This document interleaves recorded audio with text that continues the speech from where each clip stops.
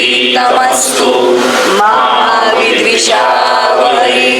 ओम शांति शांति शांति।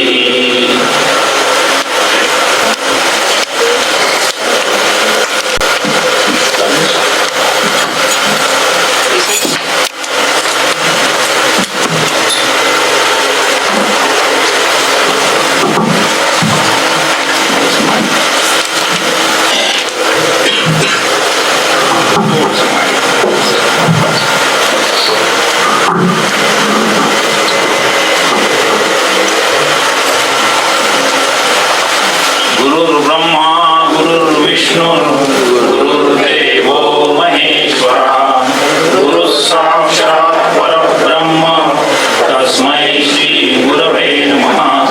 ब्रह्मानन्दं परमसुखदं केवलं ज्ञानमूर्तिं द्वन्द्वातीतं गगनसदृशं तत्त्वमस्यादिलक्ष्यम् एकं नित्यं विमलमचलं सर्वधी साक्षिभूतं भावातीतं त्रिगुणरहितं सद्गुरुं तन्नमामि। यस्य देवे परा भक्तिर् यथा देवे तथा गुरौ तस्यैते कथिता ह्यर्था प्रकाशन्ते महात्मनः जयांचे केली स्मरण होय सकळ विद्यांचे अधिकरण तेज बंधू श्रीचरण श्री गुरूंचे शुभा सारिके पूर्ण वैराग्य ज्याचे वसिष्ठा परी ज्ञान योगेश्वराचे कवी वागिका सारिका मान्यसा नमस्कार माझा सद्गुरु रामदासा। जय जय रघुवीर समर्थ।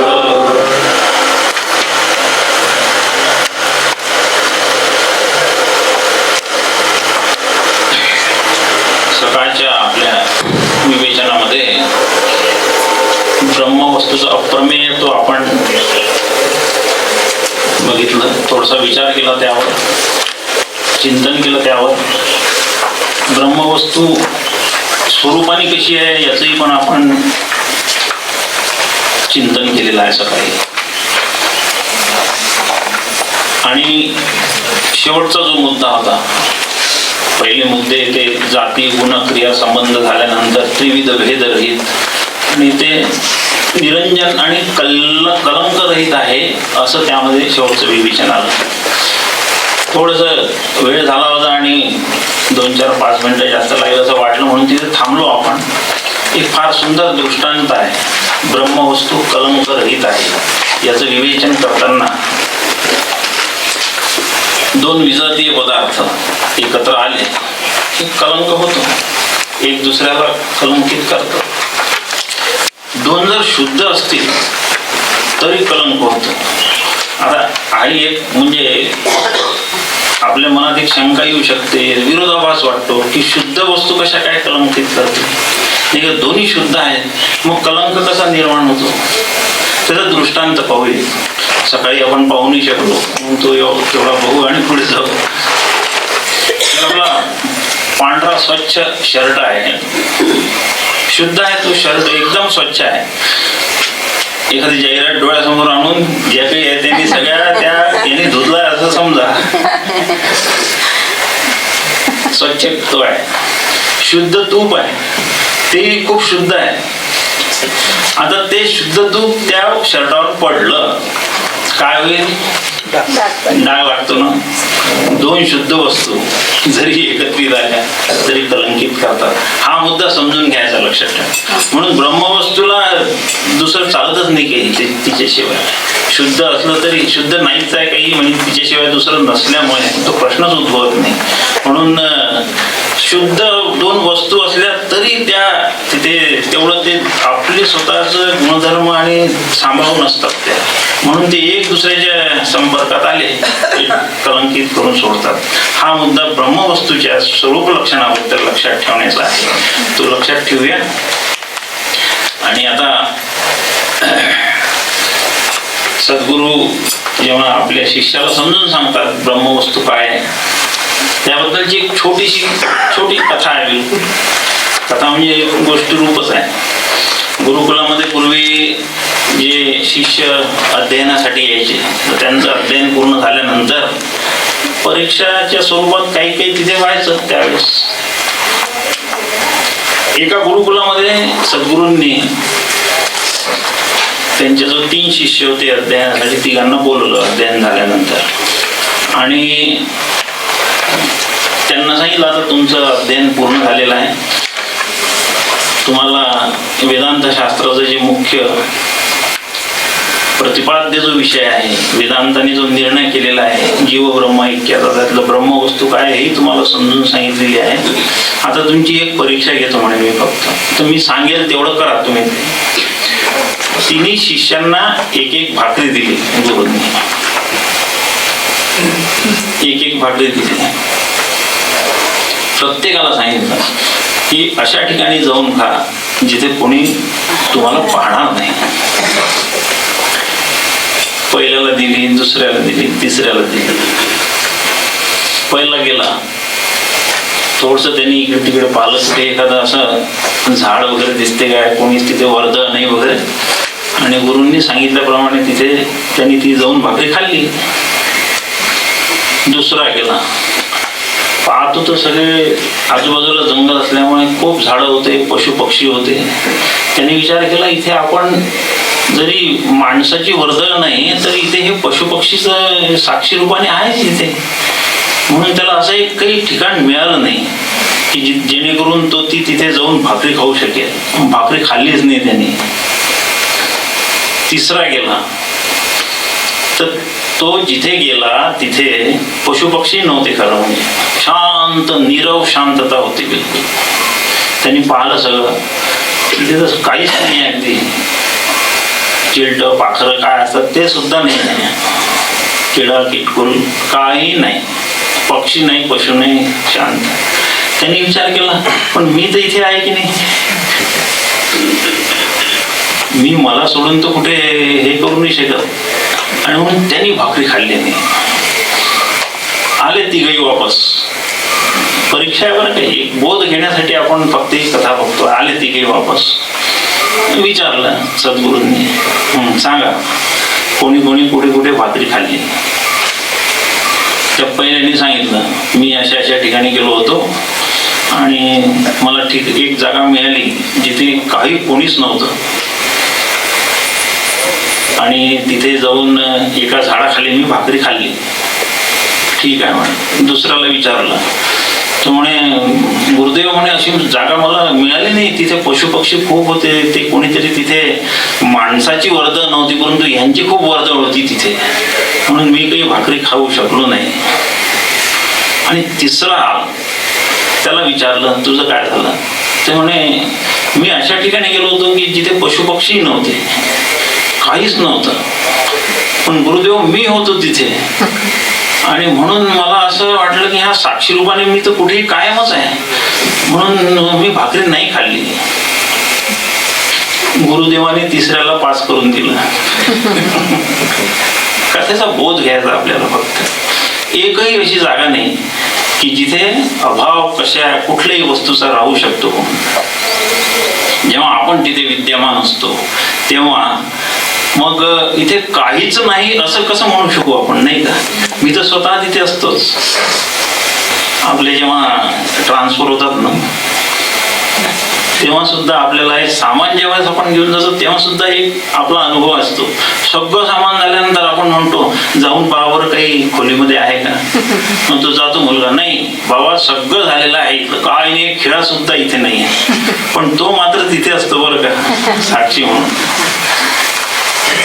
याच्यातला बोध घ्यायचा की ब्रह्मवस्तू समजून अशी घ्यायची ज्याने भाकरी खाल्ली नाही, कारण तो स्वतः तिथे होता म्हणून त्याने ती भाकरी खाऊ नाही शकला. समर्थांचा एक फार मोठा आपण कदाचित वाचली असेल ती कथा, त्यांच्या आयुष्यामध्ये घडलेला प्रसंग आहे. वाराणसीला काशीला गेले होते ते.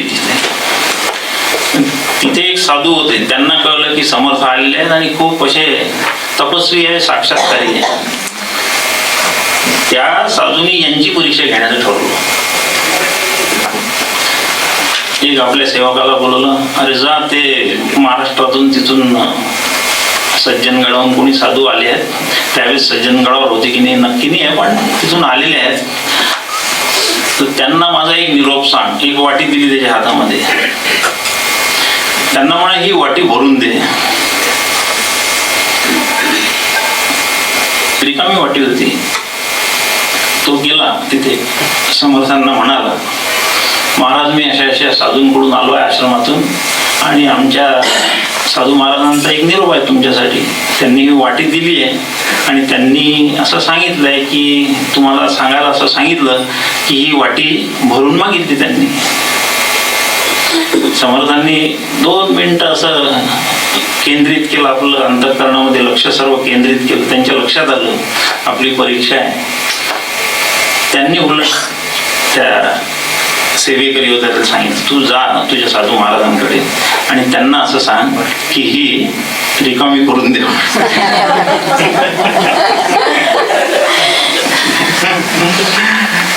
किती ब्रह्मवस्तू सर्व व्यापून आहे, सर्व व्यापून आहे. अंतर बहिष्ठ काही तिथे एक थोडीशी सुद्धा जागा रिकामी नाही आहे तिच्या सुटलेली. अशी ती आपण सगळे समजून घ्यायची. अशी ती अप्रमेय आहे. विशेष म्हणजे असं असून सुद्धा ती अप्रमेय तो आपलं सांभाळून नाही, ती असंग आहे वगैरे वगैरे. तर अशा या आपण बघितल्या. आज आपल्याला अभ्यासामध्ये प्रक्रियांचा अभ्यास करायचा आहे. खरं म्हणजे सकाळी 2 प्रक्रिया झालेल्या आहेत. आजही आपल्याला 2 प्रक्रिया बघायच्या आहेत. आणि आज आपण सकाळी जो विषय सोडला त्याच्या पुढचं थोडंसं आणखी आपण त्याला विस्तार करू आणि हे करू.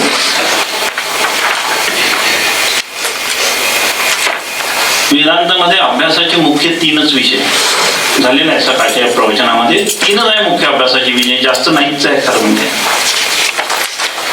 ब्रह्मवस्तूचं सत्यत्व, जीवाचं ब्रह्मत्व आणि जगताचं मिथ्यत्व. बस ह्या 3च जगामध्ये जाणण्याचे हे पूर्ण विषय जेवढे हे 3च आहे. याच्यापेक्षा वेदांनी सांगितलं काही जाणून घेण्याच्या भानगडीत पडू नका. आणि जाणून घेतलं तर सकाळच्या प्रवचनामध्ये आपण ऐकलंच आहे की काही फारसं नाही, श्रमच आहे आपल्या व्यवहारामध्ये. व्यवहारात बरं का, उदरनिर्वाह होण्यापुरतं जर आपल्याकडे धन असेल ना तर खरं या हे जाणून घेण्याच्या मागे लागावं असा तो शास्त्राचा आदेश आहे आपल्यासाठी. अन्न वस्त्र निवारा व्यवस्थित प्रमाणात जर असेल, जीवनभर हेच चिंतन करण्यासारखं आहे असा त्यांचा तो आदेश आहे आपल्यासाठी. आता हे ह्या जर 3 गोष्टी जाणून घेण्याच्या आहे तर मग आता ह्या तत्वाच्या अभ्यासाची काय व्यवस्था म्हणजे नाही का. 3 तत्व जाणून घ्यायचे आपल्या. ब्रह्माचं सत्यत्व, जीवाचं ब्रह्मत्व आणि जगाचं मिथ्यत्व. आणि ह्या अभ्यासाची व्यवस्थेचा ज्यावेळेस विचार आला, हा सर्व विचार आपण लक्षात ठेवूया आपल्या वेदकालीन ऋषीमुनींनी. त्याच्यानंतरही जे गुरुकुलामध्ये निर्णय ऋषी होऊन गेले यांनी हा सगळा विचार केलेला आहे. तो आपल्यासाठी त्यांनी पुढच्या पिढीला दिलेला आहे तो विचार, जेणेकरून सगळ्यांना हे लक्षात आलं पाहिजे ते त्यासाठी. आणि म्हणून त्यासाठी त्यांनी ज्या काही हे सांगितल्या त्याचा आपण विचार करूया. ह्या 3 गोष्टी जर आपल्याला समजून घ्यायच्या असतील तर त्यासाठी सर्वप्रथम कशाची गरज असेल तर एक त्या संबंधीची माझ्यामध्ये इच्छाशक्ती निर्माण झाली पाहिजे. पहिले ते असल्याशिवाय काहीच होत नाही. याच्यासाठीच कशाला हो, कशा व्यवहारात काही करायचं तर पहिले इच्छा झालीच पाहिजे की नाही. इच्छा झाल्याशिवाय कुठलंच कर्म होऊ शकत नाही, नाही का. इच्छा जर झाली नाही तर कर्म होऊ शकत नाही. इच्छा झाली पाहिजे. दुसरं, त्या इच्छा झाल्यानंतर आपलं बाकीचं वातावरण बाह्य आपल्याला अनुकूल पाहिजे. बाह्य म्हणजे घरातल्या संस्काराचं वातावरण तसं अनुकूल पाहिजे. बाहेरचे वातावरण अनुकूल पाहिजे. बाहेरचं वातावरण अनुकूल म्हणजे आपल्याला विशेष करून हे सांगायचं आहे की व्यवहारात चित्तशुद्धीचे जे आपण कार्यक्रम सुरू ठेवू, विहित कर्माचं आचरण वगैरे वगैरे, तर याच्यासाठी तिथे प्रतिबंध जास्त निर्माण नाही झाले पाहिजे. प्रतिबंध तिथे नाही होतील असं वातावरण पाहिजे आपल्या यांनी. आता सध्याचा विचार नका करू. सध्याचे कसं आहे की या इथे ह्या अशा गोष्टी मिळणं फार दुरापास्त आहे. पण त्यांनी जे आपल्याकडे विचार ते दिलेले आहेत ते असे आहेत. नंतर आपलं अंतःकरण एक बऱ्यापैकी तयार झालं पाहिजे. कारण हे जर झालं नाही तर आपण याचे अधिकारी ठरत नाही. सगळ्यात महत्वाचा मुद्दा, आपल्याला स्वतःला त्याचा अधिकारी बनवून घ्यायचा आहे त्याला. आणि म्हणून ते करण्यासाठी माझ्या मनामध्ये आत्मानात्म विचार म्हणजे साधन चतुष्टय युक्त जे संपन्न व्हायचं आहे, त्याच्यासाठी सगळ्यात जी पहिली पायरी आत्मानात्म विचार, वैराग्य, समाधी, षटक संपत्ती, मुमुक्षुत्व वगैरे ह्याचा विचार जरी आपल्या अंतःकरणात सुरू झालेला असला पाहिजे. सद्गुरूची प्राप्ती पाहिजे, सद्गुरूची कृपा पाहिजे सगळ्यात महत्वाचं. आणि हे सगळं झाल्यानंतर त्याचे आपण अधिकारी होतो. हे असं आचार्यांनी आपल्या एका स्तोत्रामध्ये आपल्याला निरोप दिलेला आहे, सांगितलाय विशेष करून म्हणजे. आणि म्हणून असं जर आपण हो तर मग ह्या सगळ्या वेदांत विचारांनी अगदी सुलभतेने शेवटच्या आपल्या ध्येयापर्यंत आपण पोहोचू. आणि म्हणून अधिकारी कोण आहे याचा? तपोभी क्षीण पापानाम शांतानाम वीतरागिनाम मुमुक्षूणाम अपेक्षोयम आत्मबोधो विधीयते. हा अधिकारी मला ते प्राप्त करून घ्यायचं आहे. पहिले वैचारिक पातळीवर ह्या गोष्टी समजून घ्यायच्या आणि मला स्वतःला अधिकार त्याचा मिळेल असं आता आचरण मला दुरुस्त करावं लागेल. याच्यानंतर त्वरित फल मिळण्यासाठी ह्या सगळ्या रीती आहेत. आपण ज्या पद्धतीने करतो त्या पद्धतीबद्दल काही याच्याबद्दल विचार नाही आहे. त्या कशा पद्धतीने हे करायला पाहिजे एका सच्चिच्छाने ते त्यामध्ये सांगितलेलं आहे. आपण अधिकारी बनावं. अधिकारी बनण्यासाठी तपोभी क्षीण पापानाम, तप करावं. तप याचा अर्थ आपलं मन आणि इंद्रिय, मन आणि इंद्रिय यांचा एकाग्रतेचा अभ्यास जो आहे त्याला तप म्हणतात. हे तपाची व्याख्या आचार्यांनी केलेली. मन आणि इंद्रिय यांना एकाग्र करायचं, किंवा आणखी सोप्या भाषेत जर म्हणायचं, मन आणि इंद्रिय यांच्यावर जय मिळवायचा. मन हे आपल्या सगळ्या दाही याचा अध्यक्ष आहे बरं का.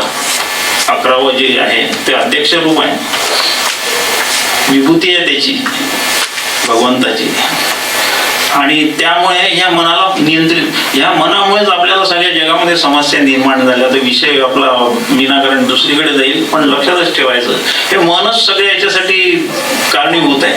आपल्या सुखालाही कारणीभूत आहे, दुःखालाही तेच कारणीभूत आहे. मन एव मनुष्याणाम कारणम बंध मोक्षयो बंधाय विषयासक्तम मुक्तम निर्विषयम स्मृतम आहे ना. हा उपदेश त्रेता युगात वसिष्ठ मुनींनी रावणाला केलेला आहे. तिथून तो तसा चालत आलाय. पुढे उपनिषदांनी ते उचललं इथपर्यंत, अगदी की आता समर्थांनी शेवटी 205 लिहून ठेवले म्हणायचे. खूपच विलक्षण आहे. ते इतकं सामर्थ्य बलवान आहे की त्यांनी जर मनाने घेतलं ना तर या जगात काय नाही हो, अगदी अशक्य काहीही नाही जर मनाने ठरवलं तर. आणि त्याने काही ठरवलं नाही तर मग माझ्या सगळ्या प्रकारचं ताकद असूनही मी काही करू शकत नाही.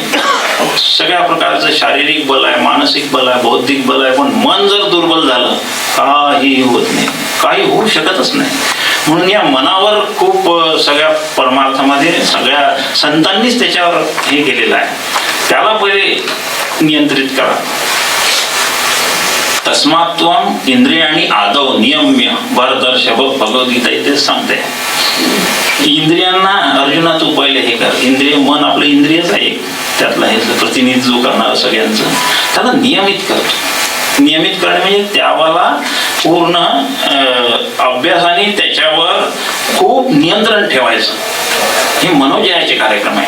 शास्त्राने जे नको करू म्हटलं ना तिकडे मन जाऊ नाही द्यायचं.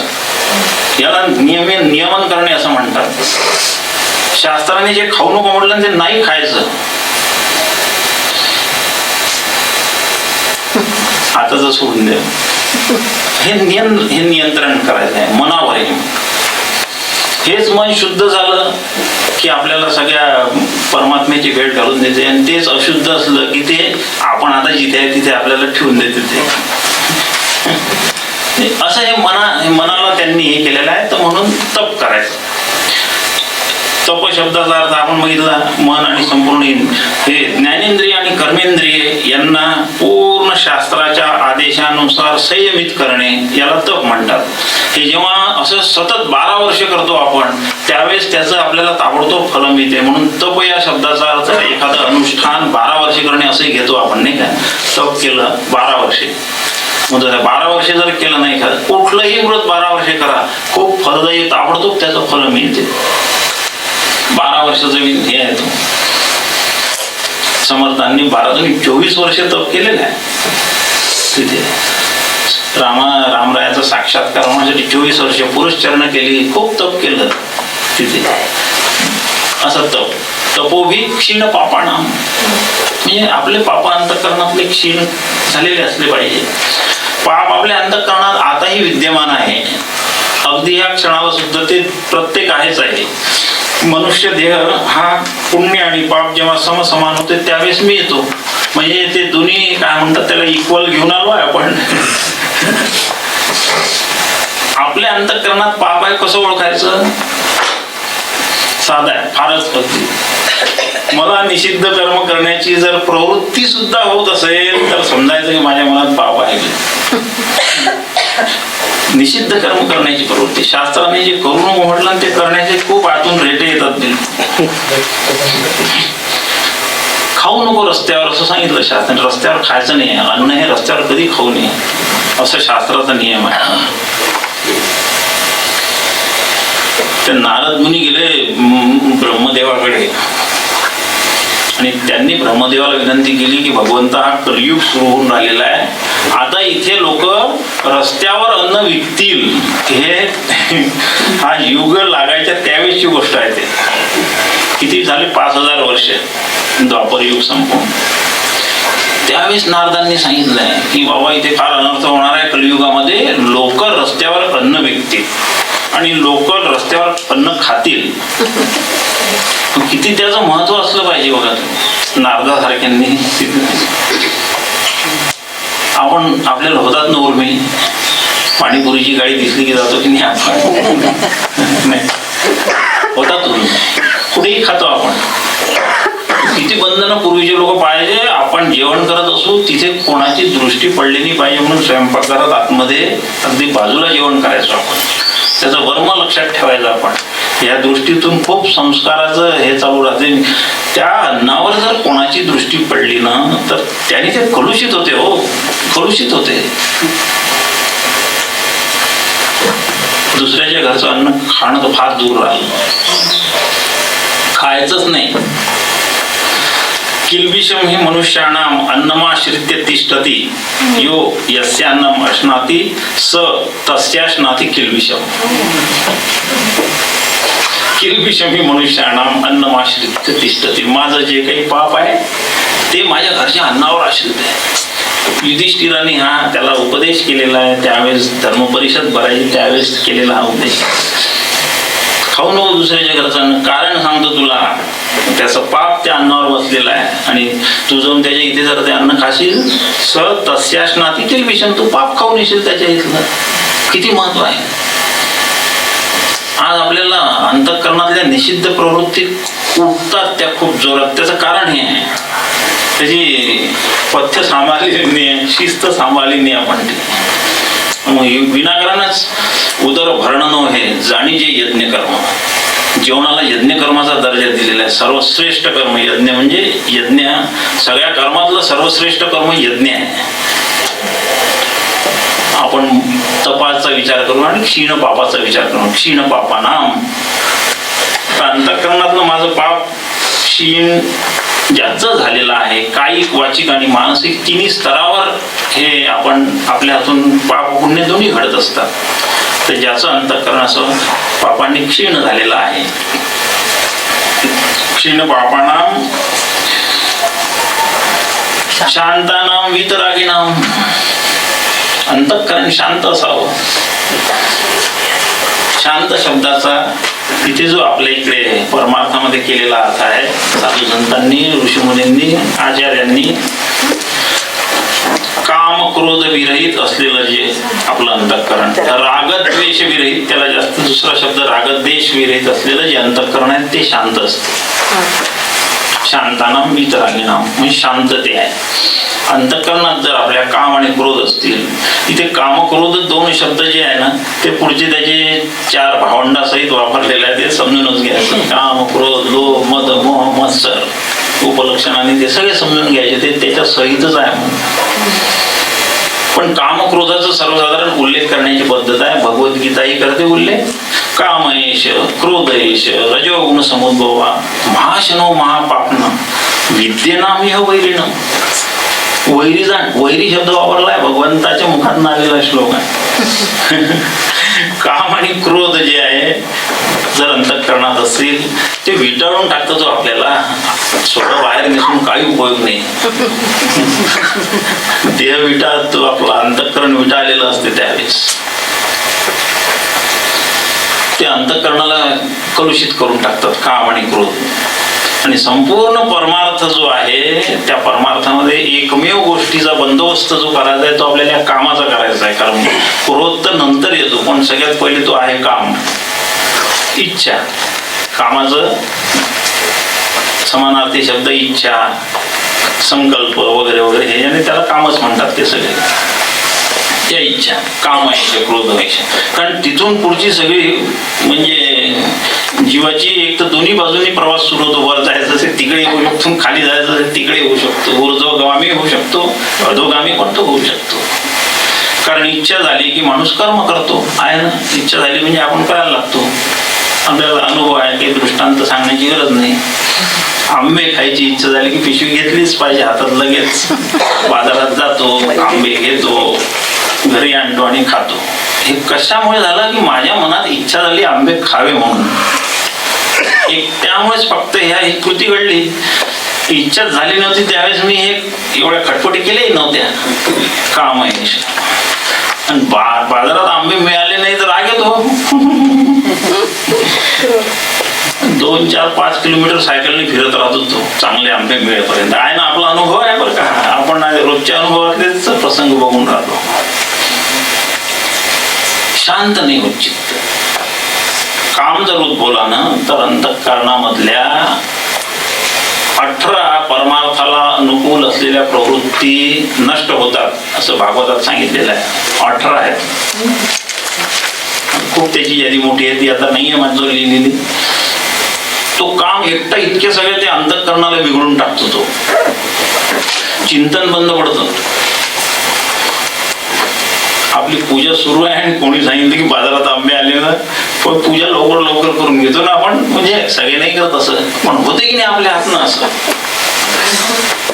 तर तिथे आपल्याला स्वस्थ बसू देत नाही. हा मुद्दा लक्षात घ्यायचा आहे. तर अंतःकरणातून असं काम आणि क्रोध गेलेला आहे, रागद्वेष गेलेले आहे. मला आता राग म्हणजे आसक्ती आणि द्वेष म्हणजे एखाद्या प्रतिकूल भावना कोणाही व्यक्तीबद्दलची ती. हे राग आणि द्वेष हे जर माझ्या अंतःकरणातून गेले तर माझं अंतःकरण असं ती शांतते विरहित होते. ते असं निघून गेलेले ज्याचं अंतःकरण आहे त्याला शांत अंतःकरण, शांतानाम. वीतरागिणाम, पुन्हा वीतराग झालेला आहे तो ज्यांनी आसक्ती सोडली. राग म्हणजे आसक्ती, प्रेम, एखाद्या गोष्टीबद्दलची इच्छा निर्माण होणे, याला राग म्हणतात. राग शब्दाचा अर्थ प्रेमच आहे का, म्हणजे व्यवहारातला राग नाही बरं का. व्यवहारात राग म्हणजे वेगळा आहे, पण राग शब्दाचा अर्थ आसक्ती किंवा प्रेम. वीतरागिणाम, चांगल्या प्रकारे तो सोडून गेलेला असं ज्याचं अंतःकरण आहे तो. नराणाम क्षीण पापानाम, नराणाम नाही तपोभिक क्षीण पापानाम, शांतानाम वीतरागिणाम, मोक्षुणाम. पुन्हा मुक्त होण्याची ज्याच्यामध्ये इच्छा आहे ती. अपेक्षोयम आत्मबोधो विधीयते. हे ज्याच्या अंतःकरण आहे तो याचा अधिकार. आपल्याला अधिकारी पाहायचा आहे. हो, हे इतक्या सगळ्या गोष्टी पूर्वतयारी माझी पाहिजे. कशासाठी पाहिजे? ब्रह्माचं सत्यत्व समजून घेण्यासाठी, जीवाचं मिथ्यात्व समजून घेण्यासाठी, आणि जगात ब्रह्माचं सत्यत्व, जीवाचं ब्रह्मत्व आणि जगाचं मिथ्यात्व समजून घेण्यासाठी. इतकी मला पूर्वतयारी करावी लागेल. आणि हे असं अंतःकरण छान अधिकारी असलेलं अंतःकरण ह्या आपण जेव्हा प्राप्त करून घेऊ तेव्हा असं अंतःकरण प्राप्त करून घेतलेले ऋषी मुनी ज्यावेळेस चिंतनात बसले आणि ब्रह्मवस्तूचा विचार केला तेव्हा त्यांच्या वैचारिक प्रक्रियेतून किंवा वैचारिक कृतीतून जे काही बाहेर आलं त्याला वेदांताच्या प्रक्रिया म्हणतात. हे वेदांताच्या प्रक्रियेची एवढी पार्श्वभूमी आहे, समजून जायचं आपण बस. त्यांनी एवढ्या तपश्चर्या करून ह्या प्रक्रिया काढलेल्या आहेत. वेदांताची जी प्रक्रिया साध्या नाही आहे. अध्यारोप अपवाद झाला, लक्षणा झाली, आज सगळी अन्वय व्यतिरेक झाला. ह्या ज्या प्रक्रिया आहेत ना, ह्या ऋषीमुनींच्या अत्यंत तपस्वी जीवनातून आणि खूप धर्माचरण करून ज्यांनी आपलं अंतःकरण शुद्ध करून घेतलेलं आहे त्यांच्या वैचारिक कृती आहेत ह्या. म्हणून त्या प्रक्रियांनी जर आपण गेलो, साहजिकच आहे एखाद्या संशोधकाने खूप संशोधन करून एखादी काही मेडिकलची गोळी शोधून काढली ना तर किती त्या म्हणजे किती लोकांना ते आरोग्यदायी ठरते किंवा किती लोकांचे रोग त्यांनी बरे होतात ना. तसंच आहे हे परमार्थामध्ये. फक्त आपल्याला त्यांच्याकडे म्हणून नेहमी परमार्थामध्ये आपल्या अनुभवाने आपल्या बुद्धीने पुढे पुढे जाण्यापेक्षा ह्या ऋषीमुनींच्या विचाराच्या प्रक्रियेतून त्यांनी जे आपल्यासाठी निर्माण करून त्याचा मागोवा घ्यायचा, त्याचाच मागोवा घ्यायचा आणि त्याप्रमाणे आपण करायचं. म्हणजे आपण जाऊ, हा एक संप्रदाय आहे, ही सांप्रदायिक पद्धतच अशी आहे बिलकुल. आता समर्थांनी ही संपूर्ण सांप्रदायिक पद्धत तयार करून ठेवली आहे का, त्यांनी रामाला त्या मार्गाने प्राप्त करून घेतलेला आहे. रामाची प्राप्ती त्यांना तसं करून झालेली आहे. मला जर रामाची प्राप्ती करून घ्यायची तर तसं करावं लागेल की नाही, त्याच रस्त्याने जावं लागेल ना. भलत्याच रस्त्याने फिरत बसलो समर्थाचं नाव घेत नाही जाणार मी रामाच्या पर्यंत. मना सज्जना राघवी वस्ती की जे ती भेटणारच नाही वस्ती कधी, मला वस्तीत जाणारच नाही मी. कारण ते ज्या मार्गाने मला जायला सांगितलं तो सोडून मी आपल्या मनानेच आपल्या बुद्धीने अन्वेषण करू नये असं जे आचार्य सांगतात आपल्याला. कधी परमार्थाचे जे तत्व आहेत त्या तत्वाचं जे इंटरप्रिटेशन शब्द वापरतो ते इंटरप्रिटेशन आपल्या बुद्धीने करून, आपल्या बुद्धीमध्ये दोष आहे, खूप दोष आहेत, सदोष चिंतन होते ते, आणि म्हणून तसंच करायचं जसं सांगितलं जाते तसं. अशा ह्या प्रक्रिया आहेत, ह्या प्रक्रिया करायच्या. आणि किती मोठे उपकार आहेत त्या ऋषीमुनींचे आपल्यावर. त्यांनी आपल्याला खूप आश्वस्त करून ठेवलेलं आहे, खूपच आश्वस्त केलेलं आहे. त्यांच्या असं लक्षात आलं की हे सगळे बेटे खूप तसे म्हणजे काय म्हणतात त्याला, यांचा जो जे तत्व विद्यमान आहे त्या तत्वाचं यांना फक्त ज्ञानच नाहीये, एवढंच फक्त त्यांच्यामधली कमी आहे. त्यांनी काय संबोधन करावं अगदी आपल्याला, ते आपल्याला म्हणतात अरे बाबांनो तुम्ही अमृताचे पुत्र आहात, शृण्वन्तु विश्वे अमृतस्य पुत्र. सगळे आपण बरं का, शृण्वन्तु विश्वे अमृतस्य पुत्र आये धामानी दिव्यानी तस्तु. तुम्ही दिव्य धामाचे रहिवासी आहेत. हेच ऋषीमुनी ज्यांनी या प्रक्रिया काढल्या त्यांचं आपल्याला सांगणं आहे. शृण्वन्तु विश्वे अमृतस्य पुत्र आये धामानी दिव्यानी तस्तु. तुम्ही दिव्य धामाचे रहिवासी आहे, असे दुर्बल नाही आहे, दुःखामध्ये पडून शोक करू नका. तुम्ही दिव्य धामाचे रहिवासी असल्यामुळे तुम्ही फक्त तेच विस्मरण रूप तुम्हाला झालेलं आहे, बस बाकी काही नाही झालेलं. आणि ते दिव्य धामाचे रहिवासी आणि अमृताचे पुत्र काय, आम्ही तुम्हाला सांगतो वेदाहम एकदम पुरुषम महांतम, आम्ही त्याला जाणलेलं आहे. त्या महान अशा दिव्य पुरुषाला आम्ही जाणलेलं आहे. वेदाहमेतम पुरुषम महांतम आदित्यवर्णम तमसः परस्तात्. कसा आहे तो, सूर्यासारखा तेजस्वी आहे हो, अगदी दैदिप्यमान असलेला तो दिव्य पुरुष आहे, त्याला आम्ही जाणलेला आहे. तमसः परस्तात्, या संसार रूपी दुःखाचं जे तमरूप अंधकार रूप हा संसार आहे त्याच्या पलीकडे जायलो. तमसः परस्तात्, पलीकडे राहणार आहे, त्याच्या अतीत. तमेव विदित्वा ते मृत्युमे. पुन्हा आणखी दुसरं, ह्या अगोदरच्या गोष्टी आपल्या खरोखर अंतःकरणात चांगल्या बांधलेल्या पाहिजे, म्हणजे अभ्यास खूपच छान होतो. तमेव विदित्वा ते मृत्युमेती नान्य पंथा विद्यते जनाय, हे आहे सांगितलेलं. त्या एकालाच त्याला जाणून घ्या फक्त बस. तम एव, एवनी सगळ्या बाकीच्यांचा निषेध केलाय. तम एव, त्याला च शब्दाने निषेध होतो ना. तुम्ही माझ्याकडे सकाळीच या, म्हणजे दुपारी आणि संध्याकाळी येऊ नका. दुपारी आणि संध्याकाळी येऊ नका हे दोन शब्द वापरण्याऐवजी मी एक च शब्द तुम्ही माझ्याकडे सकाळीच या असं म्हणून दिल्याने बाकीच्या सगळ्या काळाचा आणि वेळेचा निषेध होऊन पडलेला आहे. त्याचं तम एव विदित्वाती मृत्यू मिळते. मृत्यूला जर तुम्हाला पार करून जायचं असेल तर त्याला एकट्याला जाणून घ्या. नान्य पंथा विद्यते या नाही, दुसरा मार्ग नाही बरं का. या भ्रमात राहू नका. आमचं ऐकणार नाही तुम्ही, विचार करणार नाही, आम्ही पाहून कुठेतरी कोणतरी मिळेल आणि सांगेल तसं करून आम्ही त्याला भेटू, अजिबात शक्य नाही, अजिबात शक्य नाही.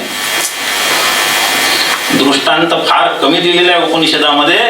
एका उपनिषदाने दृष्टांत दिला, यदा चर्मवदा काशम वेष्टयिष्यन्ति मानवाः तदा देवम अविज्ञात दुःखस्यांतो भविष्यति. ज्या दिवशी तुम्ही या आकाशाची घडी, चामड्याची आपण घडी करतो ना, तसं करू शकाल, त्या दिवशी देवाला न जाणता तुमच्या दुःखाचा अंत होईल. आहे ना, आकाशाची घडी चामड्यासारखी कधीतरी होऊ शकते का? होऊ नाही शकत. आणि म्हणून त्या दिवशी देवाला न जाणता तुमच्या दुःखाचा अंत होईल.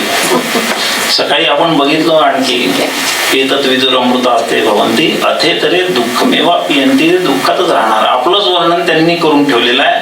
त्यांनीच ह्या प्रक्रिया आपल्यासाठी शोधून काढलेल्या आहेत. वेदांताच्या प्रक्रिया आहे.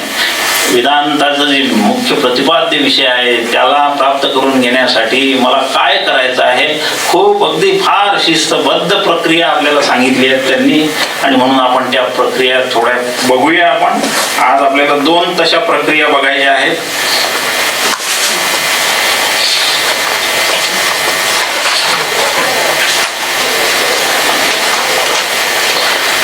ह्या अशा पूर्वतयारीनिशी आपण ह्या वेदांताच्या प्रक्रियेचा अभ्यास केल्यानंतर आपल्याला ह्या पूर्वतयारीच आहे बरं का, हे सगळे पूर्वतयारीच आहे खरं म्हणजे.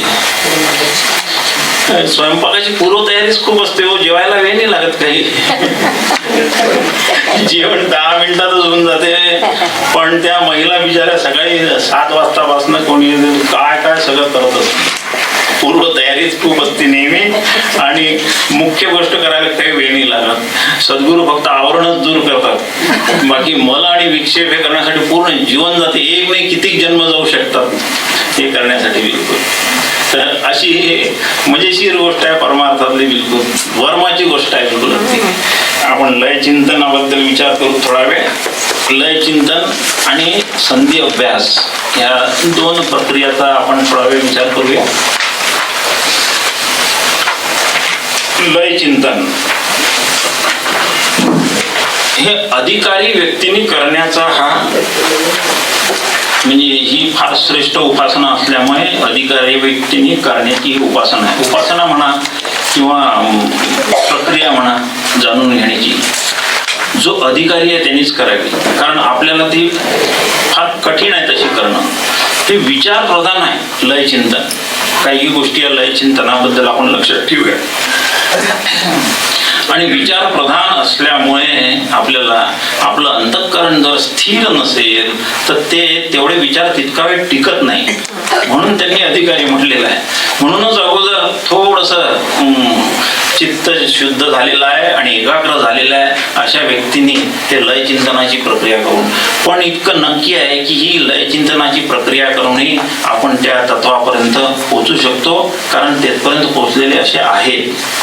म्हणून वेदांतामध्ये ही प्रक्रिया घेतली गेली आहे लय चिंतनाची. ब्रह्मवस्तूला जाणून घेण्यासाठी ही प्रक्रिया मान्यता प्राप्त आहे लय चिंतन. आता त्याचा थोडासा विचार करू. लय शब्द आपल्याला माहित आहे. लय होणे 2 शब्द माहित आहे आपल्याला लयाबरोबर. खरं म्हणजे लय आणि नाश असे 2 शब्द आपण ऐकलेले आहेत नेहमी. काय फरक आहे 2 याच्यामध्ये? ते फरक लक्षात घेतल्यानंतर आपल्याला लय कळून येते लगेच. लय होण्याचं सर्वसाधारण एखादी गोष्टीचा लय झालं म्हणजे बा ती क्रियाशील नाही राहिली असं आपला समजतो आपण. काही चूक नाही आहे तसं ते. पण त्यामध्ये आणखी थोडं सूक्ष्म भेद आहेत अगदी. आपण रात्री झोपतो, सर्वजण झोपतो की नाही? मग आपले पंच ज्ञानेंद्रिय वगैरे तिथेच असतात सगळे. डोळे डोळ्याच्या जागेवर आहे. कान तर उघडेच असतात. कान 24 तास उघडेच असतात. जीभ जिभेच्या जागेवर असते, सगळं असतं, पण कुठली काही त्यांच्यात क्रिया होते का? काहीच होत नाही, अगदी काही नाही. ज्या वाघाला मी जागृतीमध्ये घाबरतो, मी झोपलेलो असताना तो माझ्यासमोर येऊन उभा राहिला तर जागृतीमध्ये तो येण्याचं दुरून दिसला तरी आपण त्याच्या खूप अंतर पळून गेलो असतो लगेच. असा वाघ माझ्या डोक्याशी येऊन उभा राहिला, काही माझी रिॲक्शन नाही, काही ज्ञानेंद्रिय हालचाल करत नाही, कर्मेंद्रिय हालचाल करत नाही, काय नाही. काय कारण आहे? लीन होऊन पडलेली आहे, सगळी इंद्रिय लीन होऊन पडलेली आहे सुषुप्तीमध्ये.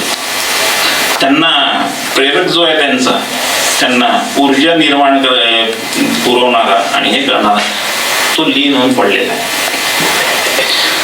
ज्ञानेंद्रिय लीन झाले की कर्मेंद्रिय आपोआपच होतात, कारण ज्ञानेंद्रियाच्या आज्ञा पाळण्यासाठी ते बिचारे खूप कष्ट करत असतात. त्यांचं काम एकच आहे, तिकडून आदेश आला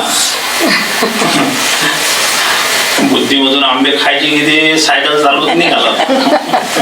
कर्मेंद्रिय ते की फारसे त्यांचं एवढाच रोल आहे आदेशाचं पालन करण्याचं. आता हे ज्ञानेंद्रियच लीन होऊन पडले. आंबे खाण्याची जिथे इच्छा निर्माण होते ती बुद्धी, ते मन शांत होऊन पडलेलं आहे, आपापल्या गोलकामध्ये जाऊन पडलेले आहेत ते. याला लय म्हणायचं. पण हा लय आहे. पण दुसऱ्या दिवशी सकाळी उठलो आपण, मग त्या कालच्या सगळ्या स्मृती जाग्या होतात ना आपल्या. काल ज्या साहेबांनी मला दाटलं नाही ते तसंच्या तसं सगळे उडल्यावर आठवते आपल्याला बिलकुल ऑफिसमध्ये. त्याला मी तर आज पाहूनच गेल बिलकुल. रात्री झोपेत नाही आहे मात्र काही, तो साहेब नाही, काही नाही, काहीच नाही. जे उपकरण त्याच्याशी व्यवहार करणारे आहेत नाही ते सगळे शांत होऊन पडलेले आहेत. पण दुसऱ्या दिवशी ते पुन्हा कार्यरत होतात. मग लीन शब्दाचा अर्थ असा आहे की ज्यांचं कारण जे आहे ते पूर्ण कारणाचा नाश झालेला नाही, कारणाचा नाश नाही झालेला. त्यांचं जे कारण आहे ते तसं विद्यमान आहे, ते संस्कार तसेच विद्यमान आहे. फक्त ते कारण त्या इंद्रियांपर्यंत जाण्यासाठी मध्ये जे काही व्हायला पाहिजे ते सगळं मधलं वातावरण त्याचा हे झालेला आहे, विच्छेद झालेला आहे बिलकुल. सुषुप्तीमध्ये झोपलेलो मी असताना मनबुद्धी काहीच नाही कार्यरत राहत बिलकुल. म्हणून ते ज्ञानेंद्रियाला काही आदेश देऊ नाही शकत, ज्ञानेंद्रियाला काहीच आदेश नाही, कर्मेंद्रिय शांत होऊन पडतात. पण दुसऱ्या दिवशी उठल्याबरोबर मात्र हे सगळं आठवते आणि पुन्हा आपले ते कार्य सुरू होतात. कारण काय? तो मूळ कारण तिथे विद्यमान, कार्य थंड होऊन पडलेलं आहे तिकडून. हे लीन होत, याला लीन होणे म्हणतात. हा दृष्टांत सहितच आपण बघितला. एक नाश शब्द आहे, नाश शब्द आहे. दुधाला विरजण लावलं, त्याचं दही होते, त्यामध्ये ते दुधाचं पूर्वरूप संपून जाते पूर्ण आणि दहीच आपल्या दृष्टीला पडते तिथे. आता ह्या दह्याने जर विचार केला की मला दूध व्हायचं तर तो होऊ नाही शकत. कारण काय? त्याचं कारणच पूर्ण नष्ट झालेलं आहे. ज्या कारणातून ते आलं ते संपलं आहे तिथे. म्हणून दह्याला आता दूध होणे नाही आहे. म्हणून ज्याचा कारणाचा नाश होतो त्या कारणाच्या त्या कार्याला त्याचा आपल्या त्या कारणाचा ज्या कारणाचा नाश होतो तिथे नाश आपण समजायचा आहे. कारण विद्यमान राहत नाही तिथे नाश समजायचा आहे. कारण विद्यमान असते, फक्त त्याचं कार्य थांबलेलं असते, तिथे लय समजायचं. एवढाच फरक आपण लक्षात ठेवूया. हा लय चिंतनाचा आहे. मग आता हे नियम इकडे लावा नाही, सृष्टी निर्माण झालेली आहे पण इथे लावू हा नियम सगळा बिलकुल. आणि हा आपल्या चिंतनाचा विषय करायचा आहे पुढे आपल्याला बिलकुल. हे निर्माण झालेलं आहे सृष्टी, यामध्ये हे आपल्याला दिसतेच आहे बिलकुल. हे अखंड खेळ सुरू आहे सृष्टीची बिलकुल. उत्पत्ती होतात, पुणे लय पावतात, नाश होतात, हे सगळं त्याचं कार्यक्रम सगळा सुरू आहे. आता आपल्याला काय याचा उपयोग? लय चिंतन ही प्रक्रिया जर समजून घ्यायची तर शास्त्र असं सांगतं की ह्याचा चिंतन करणाऱ्याने आपल्या अंतःकरणामध्ये हे बाहेर सृष्टी जे आहे त्याचंच प्रतिबिंब आपण आहोत बरोबर का? आपण ते सगळेच आहे. जे पिंडी ते ब्रह्मांडी, ब्रह्मांडाचं अगदी सूक्ष्म आपल्याकडे प्रतिबिंब आहे बिलकुल. मग बाहेर याचा आपण याच्यामध्ये शास्त्रामध्ये वाचलेलं आहे की याचा प्रलय होतो, ही सृष्टी एक वेळ अशी होऊन जाते नाही का? सृष्टीचे प्रलय वाचलेले आहेत नाही का आपण? पुराणात आहे आपल्या समोर भलेही झाले नाही, पण पुराणामध्ये लिहिलेलं आहे पंचमहाभूते निर्माण झाली, त्याच्यापासून ही सगळी सृष्टी निर्माण झाली, ही काही काळ राहील आणि नंतर पुन्हा ती वापस आपल्या कारणामध्ये चालली जाईल. हा लयाची प्रक्रिया, कारण विद्यमानच आहे तिथे, माया तिचं कारण आहे, त्याच्यात जाऊन बसते ती शेवटी. म्हणून ती हे वाचलेलं आहे. हे वाचलेलं जे आहे ते आता मला विचाराने माझ्या शरीराशी लावायचं आहे लय चिंतनाच्या प्रक्रियेमध्ये. मलाच लावायचं आहे ते. मी बाहेरचं प्रलय करू नाही शकत. एवढं प्रचंड ब्रह्मांड आहे माझ्यासमोर, कुठे त्याचं प्रलय माझ्या हातातही नाही. पण विचाराच्या प्रक्रियेमध्ये मी हा निश्चित करू शकतो. आणि ही संपूर्ण विचार प्रधान प्रक्रिया आहे. विचार प्रधान प्रक्रिया आहे लय चिंतनाची. मग आता मला करायचं तर विचार कसा करायचा? मग विचार करायचा, शांत बसायचं, अगदी एका ठिकाणी करायचा की माझा देह कशाला बनलेला आहे? पंचमहाभूतांचा आहे ना, पंचमहाभूतांचा. या पंचमहाभूतांचा देह आहे. पंचमहाभूत आज जे आपल्याला दिसतात तसे ते निर्माण नाही झालेले, बरं का. पंचमहाभूताची निर्मितीची प्रक्रिया जर आपण बघितली तर आपल्याला थोडंसं अगदी सृष्टी निर्मितीच्या प्रक्रियेकडे लक्ष द्यावं लागेल की तो परमात्मा, ते त्याला इच्छा झाली, एकोम बहुश्याम मत तत्व निर्माण झालं, मायेचा स्वीकार झाला, त्याच्यामध्ये मग हे अष्टधा प्रकृती निर्माण झाली. पंचमहाभूत आणि मनोबुद्धी अहंकार हे निर्माण झाले. आणि हे पंचमहाभूत निर्माण झाले ना, तर ते आपल्याला आज दिसतात तसे नाही, तर ते तन्मात्र स्वरूपात झाले, सिद्धांत रूपाने, त्यांच्या तत्व रूपाने, पृथ्वी गंध रूपाने वगैरे वगैरे असे निर्माण झाले. पंचमहाभूतांच्या याच्यात भोग आपल्याला मिळू शकत नाही. पंचमहाभूतांचे भोग सूक्ष्म असल्यामुळे मिळू शकत नाही. म्हणून भगवंताला निश्चित वाटलं की आपल्याला स्थूल करणं भाग आहे. म्हणून काय केलं? त्याचं पंचीकरण केलं. पंचीकरणाची प्रक्रिया आपल्या ह्याच्यात आहे, थोडीशी बघून घ्यावी. आता काही आपण विस्ताराने त्याची चर्चा नाही करू. मग एक भूत अर्ध, त्याच्यात सगळे एक अष्टवंश वगैरे वगैरे ते करून जे भूत निर्माण केलं ते स्थूल भूत. आज माझा देह त्याचा बनलेला आहे. आता विचार आपल्याला बघा कसे करायचे, अगदी सूक्ष्म विचार. म्हणून हे खूप अधिकारी व्यक्तीचं हे आहे बिलकुल अगदी. हे पंचमहाभूताचं बनलेलं शरीर या प्रक्रियेतून आलेलं आहे. आणि आता मला शांत बसून विचार करायचा. काय विचार करायचा? की माझ्यामधले सगळ्यात शेवटचं जे पृथ्वी तत्व जे आहे, म्हणजे जड वर्ग सर्व जो आहे, हा जड वर्ग हा कशातून आलेला आहे? जलामधनं आहे ना, आलेला जलामधनं. पृथ्वी जलामधनं आलेली. म्हणून हे जलरूप आहे. ज्याच्यातून जे आलं ते तद्रूप असते की नाही, आहे की नाही?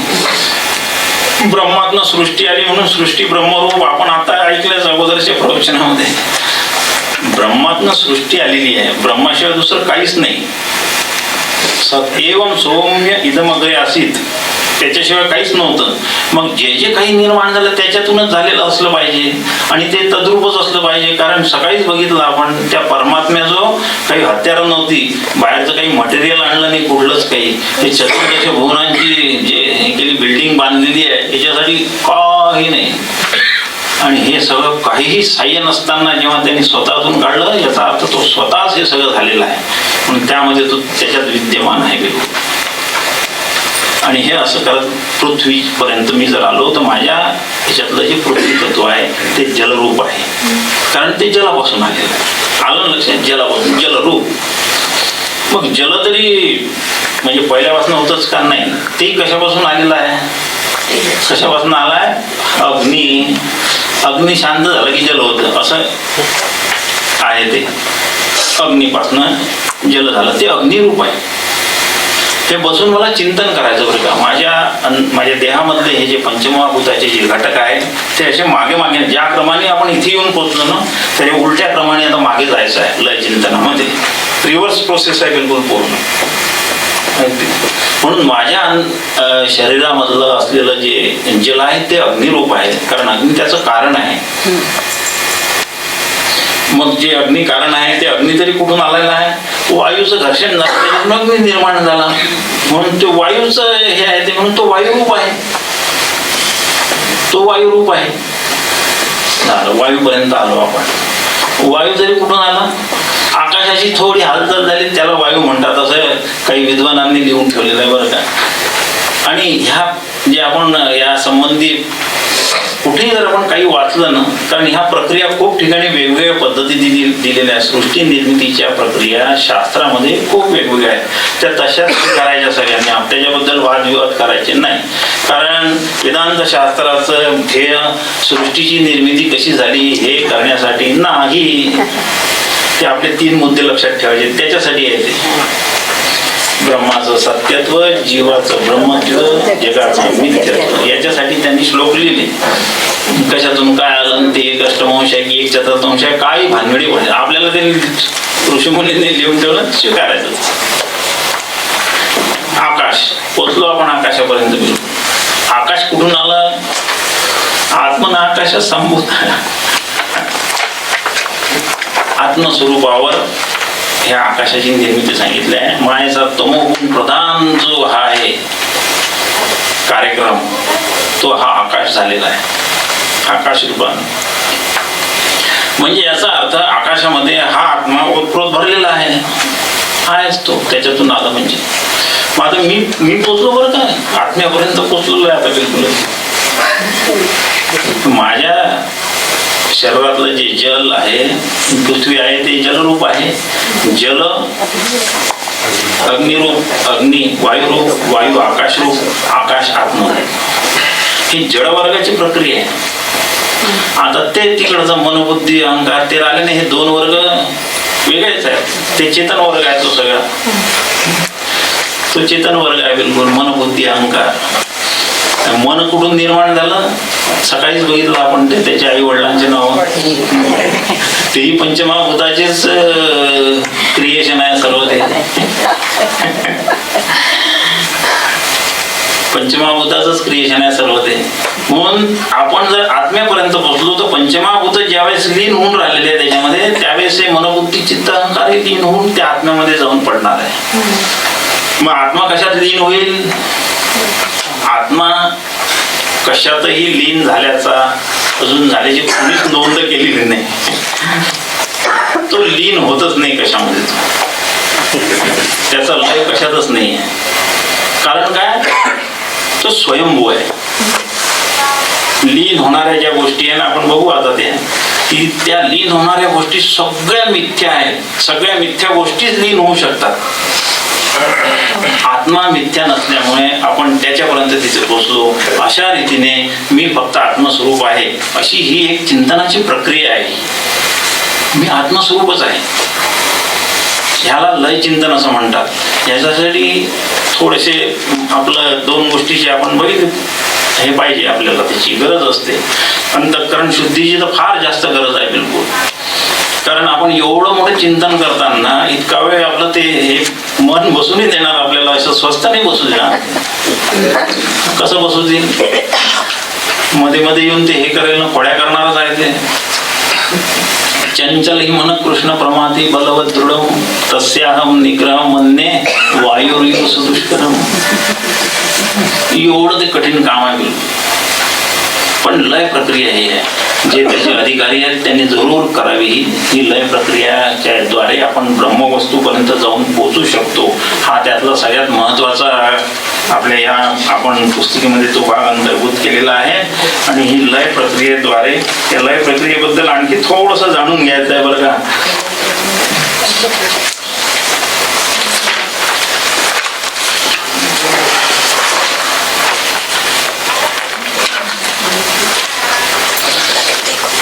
एक ही लय प्रक्रिया, दुसरी एक लय प्रक्रिया उपनिषदाने सांगितलेली आहे. कठोपनिषदामध्ये एक लय प्रक्रिया सांगितलेली आहे. तो मंत्र जो आहे तो वाचून दाखवतो. आपण वाचला असं म्हणजे त्यांनी त्या मंत्राचा आपल्याला कदाचित माहिती सुद्धा असेल. यच्छेद वांग मनसी प्राज्ञस तच्छेद ज्ञान आत्मनी ज्ञानमात्मनी महती नियच्छेद तच्छेद शांत आत्मनी. थोडा खूप मोठा शब्द आहे त्यामध्ये, पण त्याचा अर्थ आपल्याला लक्षात घ्यायचा आहे. यच्छेद वांग मनसी, वाणीचा मनामध्ये ही लय प्रक्रियाच आहे, पण थोडीशी उपनिषदांनी वेगळ्या प्रकारे सांगितलेली आहे. कशा कशात काय काय वाणीचा मन या कारणामध्ये लय करायचा आहे. मन हे कारण आहे त्याचं. मनात जर विचार नाही आला तर वाणी बडबड करू शकते का? नाही करू शकते. मन हे त्याचं कारण आहे. यच्छेद वांग मनसी, मनाचा वाणीमध्ये लय करायचा, मनाचा प्रकाशरूप बुद्धीमध्ये प्राज्ञा, प्रकाशरूप बुद्धीमध्ये लय करायचा आहे, प्रकाशरूप बुद्धीचा महत्त्वामध्ये लय करायचा आहे. ते तिथून आलं आहे बरं का. हे मन बुद्धी तिथूनच आलेले आहे. ते वैश्विक मन, वैश्विक बुद्धी जी आहे ना, युनिव्हर्सल माइंड, युनिव्हर्सल इंटेलिजन्स किंवा युनिव्हर्सल हे म्हणतात, ते तिथून आहे. मन मन म्हणजेच बुद्धी. मन ही काही असं वेगळी स्वतंत्र हे नाही आहे, वृत्तीचं नाव आहे ते मन. हे मन बुद्धी चित्त अहंकार हे एकाच वृत्तीचे 4 नाव आहेत. ते फक्त त्याचं कार्य वेगवेगळ्या ठिकाणी वेगवेगळं आहे फक्त बस. आणि महत्त्वाचा शांत अशा परमात्म्यामध्ये आपण जी आता पाहिलेली प्रक्रिया तीच आहे. फक्त हे ऋषीमुनींनी सूत्र रूपाने आपल्या समोर ठेवलेली आहेत. आणि असा हे करून शेवटी शुद्ध असं माझं आत्मतत्व शिल्लक राहते आणि ते आत्मतत्व मी आहे अशा याने तिथे आपल्याला स्थिर व्हायचं आहे. ते आत्मतत्व मी आहे अशा रीतीने हे चिंतन करून हे करायचं. आता एक लक्षात ठेवू, इथे आपण प्रत्येक गोष्ट इथे जी लय होऊन राहिलेली आहे ते कार्य कारणामध्ये लय होऊन राहिलेलं आहे. घट हे जे कार्य आहे त्याचा लय जेव्हा जेव्हा होईल त्याच्या कारणात होतो, मातीमध्येच होतो बिलकुल. सर्व अलंकार सुवर्णातच लय पावतात आहे बिलकुल सगळे. तरंग जे आहे पाण्याचे ते फक्त पाण्यामध्येच, लाटा पाण्यामध्येच लय पावतील बिलकुल. आपापल्या कारणात ते लय पावतात आहे. आणि म्हणून हे सगळं मिथ्या आहे. हो, हे मुद्दा लक्षात घ्यायचा आपल्याला. इथे हे लय होणे हे करणे हे आत्म्याचे कार्यक्रम कधीच नाही राहू शकत. हे आत्म्यामध्ये असा काहीच प्रकार नाही. म्हणून हे सगळे मिथ्या आहे. या मिथ्या प्रक्रियेला आपण एका विचाराच्या पद्धतीमध्ये चांगलं बांधून घेतलेलं आहे. आणि मिथ्या जरी असली तरी आपल्या ऋषीमुनींनी या मिथ्या प्रक्रियेचा आश्रय करून या मिथ्याला घेऊन चालले. ते त्या याच्यापर्यंत आत्म्यापर्यंत नेलं आणि तिथं सोडून दिलं. त्याला काम झालं त्यातून. साध्य होता साधनांचा सोडून द्यायचं, कशाला घेऊन जायचं. काठावर लागल्यावर नाव मी जवळच बाळगेल असं जर विचार केला तर अवघडच आहे सगळं. विकून नाही वाळूतून मी नाव माझ्यावरच घेऊन जाईल. साध्य होता साधनांचा ठावणी. साधनांचं मूल्य मर्यादा तेवढ्याच आहेत फक्त, बिलकुल तेवढं लक्षात ठेवायचं. आणि ही अशी लय चिंतनाची एक प्रक्रिया आणखी भागवतामध्ये सुद्धा सांगितलेली आहे. थोडक्यात पाहू ती आपण, जास्त काही त्याच्यामध्ये हे नाही आहे. गुणातीत परमात्मा आहे बरोबर. याच्यामध्ये थोडेसे घटक जास्त आहे. बाकी आपण जे आता बघितलं ना तेच आहे, पण ही भागवतामध्ये दिलेली प्रक्रिया आहे म्हणून त्याचा थोडासा विचार करणं आवश्यक आहे. या गुणातीत परमात्म्याने गुणाचा स्वीकार केला सृष्टी निर्माण करण्यासाठी. त्यांनी गुणाचा स्वीकार केला. आता गुणांचा स्वीकार झाल्याबरोबर काय ते गुणच मुळात की नाही त्रिगुण, 3 गुण म्हणजे त्रिगुण, 3 गुण जे ते 3 शक्तीने युक्तच आहे बघा तुम्ही. त्याची ती शक्ती आहे. हे गुण म्हणजे त्याची शक्ती म्हटलंय. परास्य शक्ती विविधैव श्रूयते स्वाभाविकी ज्ञान बल क्रियाच. श्वेताश्वेत उपनिषद सांगते आपल्याला की त्याची शक्ती अशीच आहे. पण कशी आहे ती? ज्ञान बल क्रियाच. ज्ञानरूप आहे ती त्याची शक्ती, बलरूप आहे, क्रियारूप आहे. स्वाभाविक ज्ञान बल क्रियाचे. आणि याच्यामध्ये भागवतामध्ये त्यांनी सांगितलं आहे की त्या गुणांचा स्वीकार केला. ते स्वीकार द्रव्य ज्ञान व क्रियारूप झालं. जे आपण आता बघितलं तसंच आहे. जो तमोगुण आहे तो द्रव्य झाला, म्हणजे मॅटर ज्याला पदार्थ म्हणतो ना, तमोगुण. हे सगळी सृष्टी तमोगुण प्रधानच. आपला देह सुद्धा तमोगुणाची निर्मिती म्हणजे हे जड पदार्थ निर्माण, तमोगुण जड पदार्थ निर्माण करतो. सत्वगुण जो आहे तो ज्ञान निर्माण करतो आणि रजोगुण जो आहे तो चांचल्य निर्माण करतो, म्हणून क्रिया त्याची निर्मिती. तसे 3 गुणांनी 3 याचा परमात्म्याने स्वीकार केला. त्याचा कशासाठी स्वीकार केला पुन्हा लक्षात ठेवायचं. जीवाला आपल्या कर्माचे भोग देण्यासाठी मागच्या कल्पामध्ये जे सगळे जीवांचे भोग मागच्या प्रलयाच्या वेळेस मायेने गुंडाळून घेतले आपल्यामध्ये सगळे. प्रलयाच्या कालीन आपण सगळे जीव त्यावेळेस त्या प्रलयामध्ये मायेच्या त्रिगुण रूप जी माया जी आहे ती अव्यक्त होते आणि अव्यक्त त्रिगुणा परमेश्वराच्या स्वरूपावर आश्रित राहते जोपर्यंत दुसरी सृष्टी निर्माण होत नाही तोपर्यंत. ही प्रक्रिया याच्यासाठी लक्षात येईल, लय चिंतनासाठी हे आपल्या लक्षात येईल की आपण कोणत्या रस्त्याने आलो, जायचं कोणत्या रस्त्याने, उलट्या बिलकुल. त्याच रस्त्याने तसं आपल्याला जावं लागणार आहे. उलटी प्रक्रिया आहे ना लय चिंतनाची, लय करत जाणे आहे. सगळे कार्य जे आहे ते कारणात ढकलणं सुरू आहे बिलकुल. अगदी अंतिम कारण एक राहील शिल्लक शेवटी फक्त बस, की जिथे आता कारणापासून कार्यच निर्माण होऊन नाही राहिलं अशी परिस्थिती येईल आपल्याला, आणि तिथे आपल्याला जाऊन थांबायचं असल्यामुळे ते द्रव्य ज्ञान आणि क्रियारूप आहे. नंतर ज्या ठिकाणी मायेचा स्वीकार केल्याबरोबर परमात्म्याने ते काल निर्माण झाला, बरोबर आहे. काल तिथनं सुरुवात आहे कालाची, नाही का. काळ हा की नाही एक रिलेटिव्ह कॉन्सेप्ट आहे, नेहमी लक्षात ठेवायचं. टाइम ऍब्सोल्यूट नाही आहे. आता विज्ञान ज्यांचं आहे त्यांना माहितीच आहे, time is a relative concept, relative to space. म्हणून स्पेस बाबतीत बोलण्यात येते. आपण नेहमी व्यवहारातही तसंच त्याचं आपण नेहमी पालन करतो. बघा, तू माझ्याकडे सकाळी 11 वाजता ये असं त्याला म्हणतो आपण, किंवा मी तुझ्या घरी येतो आहे, तुझ्या घरी येण्याला मला किती वेळ लागेल, तर तो मला उत्तर देतो ते 3 किलोमीटर आहे, असं बोलतो की नाही आपण. म्हणजे मी त्याला वेळ विचारला आणि त्यांनी अंतरात माझं उत्तर दिलेलं आहे. दोन्ही एकच आहेत, ते are relative to each other बिलकुल. ज्यांचे सायन्सचे विद्यार्थी येतात, मी काही सायन्सचा खूप मोठा प्राध्यापक नाही आहे बरं का, परंतु सायन्सचा सिद्धांत आहे हा, time and space are relative. आइन्स्टाईननी सांगितलं ऍब्सोल्यूट टाइम काहीच नाही, ऍब्सोल्यूट स्पेस सुद्धा कुठेच नाही आहे. थिअरी ऑफ रिलेटिव्हिटी प्रसिद्ध आहे त्यांची, ती time and space are relative, एकमेकाशी हे आहे ते. म्हणून जिथे कुठे काळ निर्माण झाला, काळ निर्माण झाल्याबरोबर ब्रह्मांड निर्माण झालं, म्हणजे एकमेकाशी हे झालं हो निर्माण, एक ग्रह दुसऱ्यापासून दूर झाल्याबरोबर काळ तिथे आलाच, स्पेस आल्याबरोबर काळ आलाच तिथे. म्हणून तो काळाचा स्वीकार केला त्यांनी परमात्म्याने, आणि ह्या काळाने काय केलं आणखी आल्याबरोबर जीवांचे भोग देण्यासाठी त्या गुणांमध्ये क्षोभ निर्माण करून दिला, बरोबर आहे. त्याला आज्ञाच तशी आहे ना काळाला, महाकाळ तो महाकाळ आहे तो, कारण त्याचं कार्य सुरू होऊन गेलं. सृष्टी निर्माण करा, हे मला निर्माण करायचे, मग यांचे भोग द्यायचे, दिले की भोग पूर्ण झाले की वापस आणायचं यांना, हे सगळे गणित करत बसला असेल ना त्याने. त्या गुणांमध्ये क्षोभ झाला, सत्वरज मग तिन्ही ढवळून काढले आणि ते क्षोभ झाला. क्षोभित झालेली अवस्था जी आहे याची, त्या क्षोभ झाल्याबरोबर क्षोभ नेहमी कोणत्याही गोष्टीचं रूपांतर करून टाकतो. समुद्राच्या शांत पाण्यामध्ये जर क्षोभ झाला तर लाटा निर्माण होतात की नाही, लाटा निर्माण होतात, त्याला रूपांतर करणे असं म्हणतात. त्याने रूपांतर करायला सुरुवात केली. रूपांतर केल्यानंतर, रूपांतर करणे म्हणजे हालचाल झालीच आहे तिथे, कर्म निर्माण झालं हो तिथे, कर्म निर्माण झालं, काल कर्म दोन आले. आणि जीवांची जी आहे नियती म्हणजे जीवांचं प्रारब्ध, त्यानुसार त्यांचा बनलेला स्वभाव, असं काल कर्म आणि स्वभाव हे सगळे आपोआप तिथे ही प्रक्रिया आहे. पुन्हा लक्षात ठेवायची, आपण भागवतामध्ये सांगितलेली प्रक्रिया. आता आपल्याला हे सगळे ज्या क्रमाने ते बाहेर आले त्याच्या उलट्या क्रमाने आपल्याला वापस तिकडे जायचं आहे बिलकुल. त्याच्यापासून पुढे महत तत्व झालं, महत तत्वापासून तमोगुण अहंकार निर्माण झाला.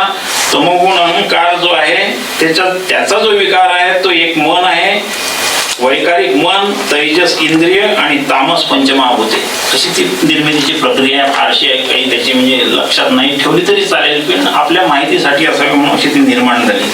हीच प्रक्रिया आपल्या देहात आहे जी आपण आता पाहिली. आणि आपल्याला आज मी ज्या स्थितीला माझा देह आलेला आहे हा एका विशिष्ट प्रक्रियेतून बाहेर आलेला आहे, आणि म्हणून मला त्याच प्रक्रियेतून त्याला वापस आत्म्यापर्यंत न्यायचं आहे. याला लय चिंतन असं म्हणतात. असं हे लय चिंतन करायचं, आणि आपल्या देहाचा निराश आहे यामध्ये. तिथे सगळे पंचकोश निराश आपोआपच होऊन जातो सगळं बिलकुल एकमेकात. ते सगळं 3 देह जे आहे स्थूल सूक्ष्म, कारण त्या देहाचा निराश होतो, पण ही मान्यता प्राप्त प्रक्रिया असल्यामुळे याच्यात साक्षात्कार होऊ शकतो बिलकुल. फक्त आपला तेवढा निर्धार पाहिजे आणि थोडंसं गुरुचं बलही पाहिजे हो यामध्ये अगदी. आणि या मनाला, म्हणूनच ते तपोवी क्षीण पापानाम वगैरे जे आहे ना, हे त्याच्यासाठी सांगितलेलं आहे. सगळ्या वेदांताच्या प्रक्रिया करण्यासाठी, पूर्व तयारी अधिकारी होण्यासाठी करणे. लय चिंतन अत्यंत अधिकारी व्यक्तीने करण्याचं प्रक्रिया आहे. असं हे लय चिंतन आहे. याबद्दल आणखी शास्त्रामध्ये खूप लिहिलेलं आहे, कारण मिळेल लिहिलेलं आणखी प्रक्रिया वेगळ्या रीतीने सांगितलेल्या असू शकतील. त्या सर्व प्रक्रिया आपल्या शास्त्राने स्वीकार केलेल्या आहेत. त्या तशा हे करायच्या. आणि आपल्याला सद्गुरूचं जर पाठबळ असेल, आपली तेवढी पक्की मनाची धारणा असेल तर होईल. पूर्वसंचित जे कर्म आहे ते कर्म आजच्या क्षणाला मला वासना रूपाने त्रास देत असतात. याच्यामध्ये प्रतिबंध हे साध्य न होण्याचं कारण लक्षात ठेवा की आज मला माझ्या अंतःकरणामध्ये त्याचे कारंजे उडतात ना बगीच्यामध्ये, असे जोरात उडतात ते कारंजे. किती त्याच्यामध्ये तुषार असतील खूप आहे. अगदी तसे कारंजे माझ्या याच्यात उडतात आहे. कशाचे? वासनांचे कारंजे आहेत ते जोरात येतात. काम क्रोधोद्भवम वेगम सयुक्त सुखी नरा. भगवद्गीता सांगते बरं का. भगवद्गीतेने सांगितलं तेच आपण पाहून राहिलो. काम क्रोधोद्भवम वेगम, हे वेगाने येतात आहे ते कर्माची. आपल्याला इथे पाहायचं आहे की हे कर्माचे आलेले रेटे मला याच्यातून चिंतनातून बाहेर खेचतात. तेच मूळचे हेच ध्यानातले प्रतिबंध आहेत. शक्नोती है व यश सोडून प्राक शरीर विमोक्षणात काम क्रोधोद्भवम वेगम संयुक्त सुखी न राहा. अर्जुना तुला शक्य झालं तर असं कर. तिथे त्याला हे सांगितलेलं आहे की या काम आणि क्रोधाचे वेगावर तू काय आवरशील. ते प्रारब्धाने रेटा जोरात असतो इतक्या नाही आवरू शकत आपण. त्या रेट्याने जे व्हायचं ते होऊन बसते. मग पश्चाताप असं मी करायला नको होतं, असं बोलायला नको होतं, असं कसंच झालं माझ्या हातून. तू परवश आहेस, काय होणार नाही. परवश आहे आपण. नाही स्वतंत्र नाही आहे. खरंच आहे स्वतंत्रच नाही आहे. मला काय मला वाटेल ते मी करेल. तुम्ही कोण होता मला सांगणार आहे. इतकं मी स्वतंत्र असल्याचं लोकांना माझ्या संवादातून सांगत असतो. तुम्ही कोण होता मला सांगणार आहे. मला जे वाटेल ते मी करेल. तू वाटेल ते करूच शकत नाही. पराधीन आहे अशी मजाच आहे खरं. म्हणजे आपण सूक्ष्म ते जाणून घेऊ शकतो. जेव्हा आपण या चिंतनाच्या प्रक्रियेमध्ये जातो, मन एकाग्र करायला जातो, त्यावेळेस एकाग्र न होण्याची कारण लक्षातच ठेवायची. भगवद्गीतेमध्ये संपूर्ण वेदांचं सार आपल्याला त्या प्रत्येक श्लोकातून मिळतेच आहे कुठे ना कुठे. आणि आपल्याला जीवन जगण्याचं पूर्ण मार्गदर्शन ते आहे का. म्हणून तर त्याला सर्वोपनिषदो गावो दोग्धा गोपाळ नंदना म्हटलेलं आहे त्याच्यामध्ये. अशी लय चिंतनाची प्रक्रिया आहे. याच्यातले प्रतिबंध सुद्धा आपण थोडक्या भाषेमध्ये बघितले. आणि नंतर आता दुसरी एक प्रक्रिया, त्याबद्दल थोडा वेळ विचार करूया. संधी अभ्यास. संधी अभ्यास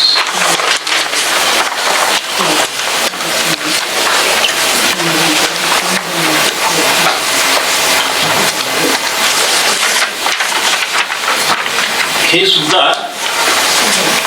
ब्रह्मचिंतनामध्ये ब्रह्म साक्षात्कार करून घेण्यासाठी एक मान्यता प्राप्त असलेली प्रक्रिया आहे. मान्यता प्राप्त असलेली त्या इतक्या प्रक्रिया सांगण्याचं कारण लक्षात ठेवायचं. हे निरनिराळ्या पिंडाचे लोक आहेत जगामध्ये. निरनिराळ्या पिंडाचे लोक आहेत. काही बुद्धिमान आहेत, काहींना की नाही कर्मप्रधान आहे. खूपच त्यांना क्षणभर शांत बसवत नाही. शांत बसवत नाही. काही खूप शांत विचारशील आहे बिलकुल. काही या दोघांमध्ये काहीच नाही, ते तिसरंच काहीतरी करत असतात. असे निर्णय पिंडाचे जगात लोक आहेत. बरं हे जे शांत जे आहे त्याच्यातही परम्युटेशन कॉम्बिनेशन किती होऊ शकतात. शांतपणाची डिग्री प्रत्येकात सारखी नाही राहणार. इकडे क्रियाशीलतेची डिग्री आपल्यात तेवढी नाही आहे. आपल्या अंतःकरणात असलेला रजोगुण तो कोणाच्या सन्मुख आहे याच्यावर आपल्या क्रिया ठरणार. सत्वगुणाकडे पाहत असेल तर तो इथे अभ्यास वर्गात येऊन बसेल. सत्वगुणाकडे रजोगुण माझा जर पाहत असेल तर तो इथे येऊन बसेल. तो तमोगुणाकडे पाहत असेल तर तो बाहेर जाऊन मारामाऱ्या करेल, गोंधळ घालेल, सर्व प्रकारचे दुराचारी होऊ शकतो. अतिशय जास्त जर झालं त्याचं आपल्यावर नियंत्रण जर जास्त झालं काही करू शकतो तो. रजोगुण तमोगुणाला मिळालेले असताना जी निर्माण झाली त्यांना असुर म्हणतात. असुराचे तेच आहे सगळे आहे काय. या दोन क्रियेतच रममाण होतात ते. असु म्हणजे प्राण आणि र म्हणजे रमणारे. प्राण क्रियेतच रमणारे. जे बरं वाटते प्राणाला चेष्टा त्याच्यातच रमून राहायचं. खरं म्हणजे जोपर्यंत आपल्याला परमात्मा भेटत नाही ना तोपर्यंत आपण सगळे त्या एकाच वर्गात येतो. फक्त जरा सुधारलेले असूर म्हणू शकू आपण. जास्तीत जास्त आपल्याला इम्प्रूव्ड एडिशन जी असते ना एखाद्या गोष्टीची तशी ती इम्प्रूव्ड एडिशन आहे ती. काही असो त्या सत्वगुणाकडे त्या रजोगुणाचं जर फिरलं तर तो धार्मिक कार्य करतो, कीर्तनाला जातो, देवळात जातो, शास्त्रांचा अभ्यास करतो, त्याला खूप प्रेम असते या सगळ्या गोष्टीबद्दल. आणि त्याने तिकडे बाळगता आपण बघितलंच काय करतो तो. आपल्याला आता संधी अभ्यास करायचा आहे. संधी अभ्यासामध्ये ह्या मुख्यत्वे करून वृत्तींचा विचार आहे. पहिले संधी अभ्यासाचा आपण म्हणजे संधी शब्दाचा अर्थ बघूया आपण.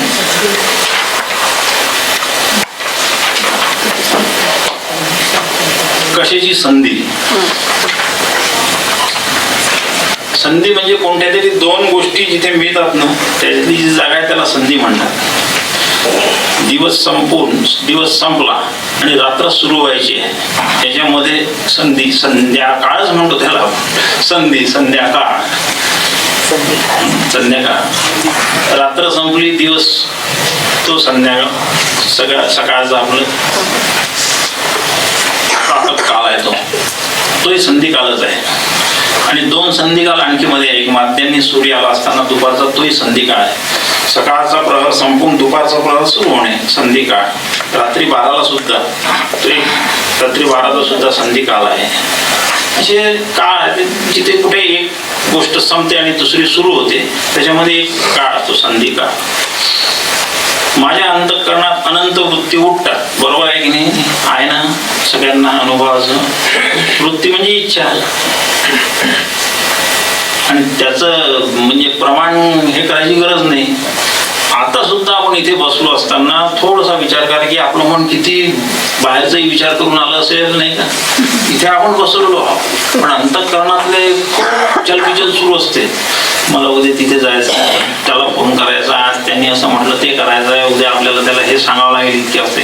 ह्याचे सगळे आतमधले चलबिचली जी आहे हे वृत्ती निर्माण करतात आपल्याला. माझ्या प्रारब्धामध्ये मला भोगासाठी जे जे विषय मला आता यायचे आहेत ते विषय सगळे वासनांना घेऊन आत्मस्वरूपावर उठतात. त्या ज्या उठतात त्यांना वृत्ती म्हणतात. त्या वृत्ती आहेत बरं का. त्या सगळ्या आपल्या आत्मस्वरूपावर उठतात बिलकुल. दुसरीकडे त्यांना जागाच नाही आहे कुठे काही. त्याच्यावर त्या उठतात. उठताना ते आत्म्याचा उजेड घेऊन उठतात. आहेच ना कुठंच जवळच बसलेला व्यक्ती त्याला चिदाभास म्हणतात बरं. त्याच्या अग्रेला बाणाचं टोक असतं की नाही तसं त्याच्या टोकाला ते असतं. आणि म्हणून त्या प्रकाशाने युक्त आणि चैतन्याने युक्त आहे वृत्ती. वृत्तीबद्दल पहिले एवढं आपण समजून घेऊ. माझ्या अंतःकरणात ज्या वृत्ती उठतात त्या अशा रीतीने उठतात, आत्मस्वरूपावरून उठतात. बरं त्या उठल्यानंतर त्या शुद्ध आत्मस्वरूपावरून माझ्या अंतःकरणात सरळ आले असताना तर मला आत्म्याचा साक्षात्कार झाला असता नाही का, अगदीच झाला असताना. आपल्याला कोणालाच होत नाही. मग काहीतरी गडबड कुठेतरी मध्ये आहे, अगदी बिघाडच आहे झालेला. त्या ज्यावेळेस येतात आपल्याकडे त्यावेळेस माझं प्रारब्ध कर्म, माझ्या अंतःकरणात असलेला सत्व रज तम हे 3 गुण, या 3 गुणाच्या माध्यमातून म्हणजे अविद्याच्या प्रांतातून आणि माझं इकडे प्रारब्ध कर्मानुसार मला ज्या वासना होतील त्या वासना त्याच्या या गल्लीतून ते वाट काढत येतात. त्या सगळ्या त्याच्या सहितच येतात हो. हे सगळे त्यात मिसळतात जाऊन. आणि म्हणजे एवढी शुद्ध स्वरूपातून माझ्या उठलेली जी वृत्ती आहे बिचारी ती आता त्याला शबल झाली म्हणते, ती मिश्र होऊन पडलेली आहे. तिलाच भांडी झाला आत्म्याचं तर आपल्याला कुठे येणार आहे. ती आली तशी आणि मला त्या वृत्ती मग इच्छा निर्माण करतात अंतःकरणातून. मग ती जरी मूळ शुद्ध असली तरी तिकडे जी येते ना माझ्यापर्यंत, मला आज आंबे खाऊ वाटतात अशी येते ती. आज आंबे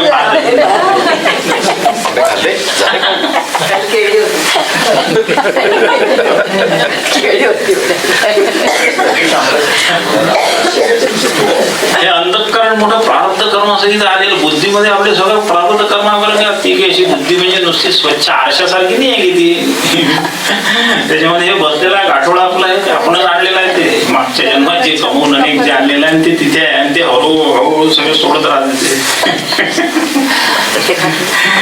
त्याच्यामध्ये ह्या आल्या की ह्या उठणार, त्या तशा बरं. ते इतके येतात, ते टोळधाड असते शेतामध्ये, हजारो असतात ते, बिलकुल ते एका 4-5 शेतात ऍट ए टाइम ते हे पूर्ण व्यापून टाकतात. ते अशी ती टोळधाड असते, अशी धाड आहे अशी.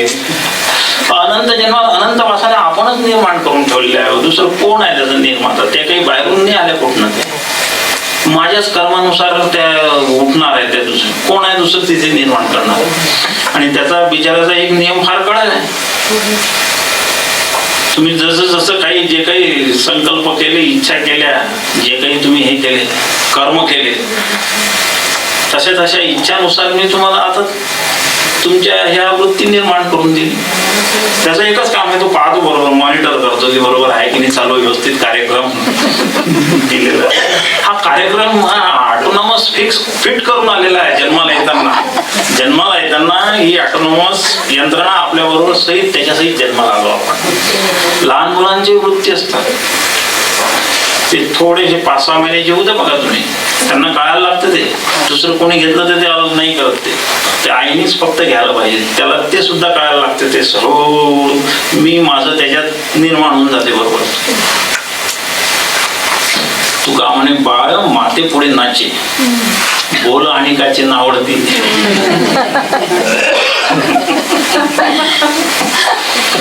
तुकाराम महाराजांनी जे या जगाचं हे केलंय ना, खरोखर या संतांनी आपण काहीच करत नाही. आपली खूप ग्रॉस दृष्टी आहे, काय आपण पाहतो काय आणि काय आपल्याला कळते भगवान जाणे, असं अशी परिस्थिती एकदम ग्रॉस दृष्टी, बिलकुल स्थूलावरच जाते. स्थूलावरच फक्त काही ग्रहणच नाही, सार ग्रहणच होत नाही. सूक्ष्म बुद्धीने सारग्राही व्हावं, ती आत्म्यापर्यंत घेऊन जाणार. सारग्राही बुद्धी म्हटलेला आहे त्याला, सार ग्रहण करता आलं पाहिजे. त्यासाठी तर तो पहिला विवेक सांगितलाय, हो सारग्राही व्हावं. ती सारग्राही नाही झाली ना तर भारवाही होते तिथे. आपली जर समजा बदली झाली असेल, आपल्या घरी वेदांताची पुस्तकं असतील आणि काहीच मिळालं नाही तर आपण एखादी गाडी करतो, बैलगाडी, ते सगळे वेदांताची पुस्तकं त्या बैलाच्या पाठीवर असतात. तो काय करतो बिचारा, भारवाही शब्द बघून राहिलोय आपण. पाठीवर एवढं ज्ञानाचं हे पूर्ण साम्राज्य, तो फक्त वाहून नेतो, तिथे नेऊन ठेवून देतो. त्याच्या पलीकडे त्याचा काही संबंध नाही. तसं आपलं या जन्मामध्ये होते. बुद्धी जर सारग्राही राहिली नाही तर आपण भारवाही होऊन जातो. भारवाही बुद्धी होते. आपण वृत्ती बघून राहिलो आहे, ह्या वृत्ती उठतात अंतःकरणामध्ये अशा ह्या, आणि त्या आपल्या पूर्व कर्मानुसार असतात. भगवद्गीतेने फार सुंदर दिलेला आहे तो श्लोक, फार महत्वाचा आहे. शक्नोती हैवय सोडून प्राक शरीर विमोक्षणात, तू मरायच्या असा त्याचा अर्थ आहे बरं का. प्राक शरीर विमोक्षणात, शरीर विमोक्षण म्हणजे मरणे.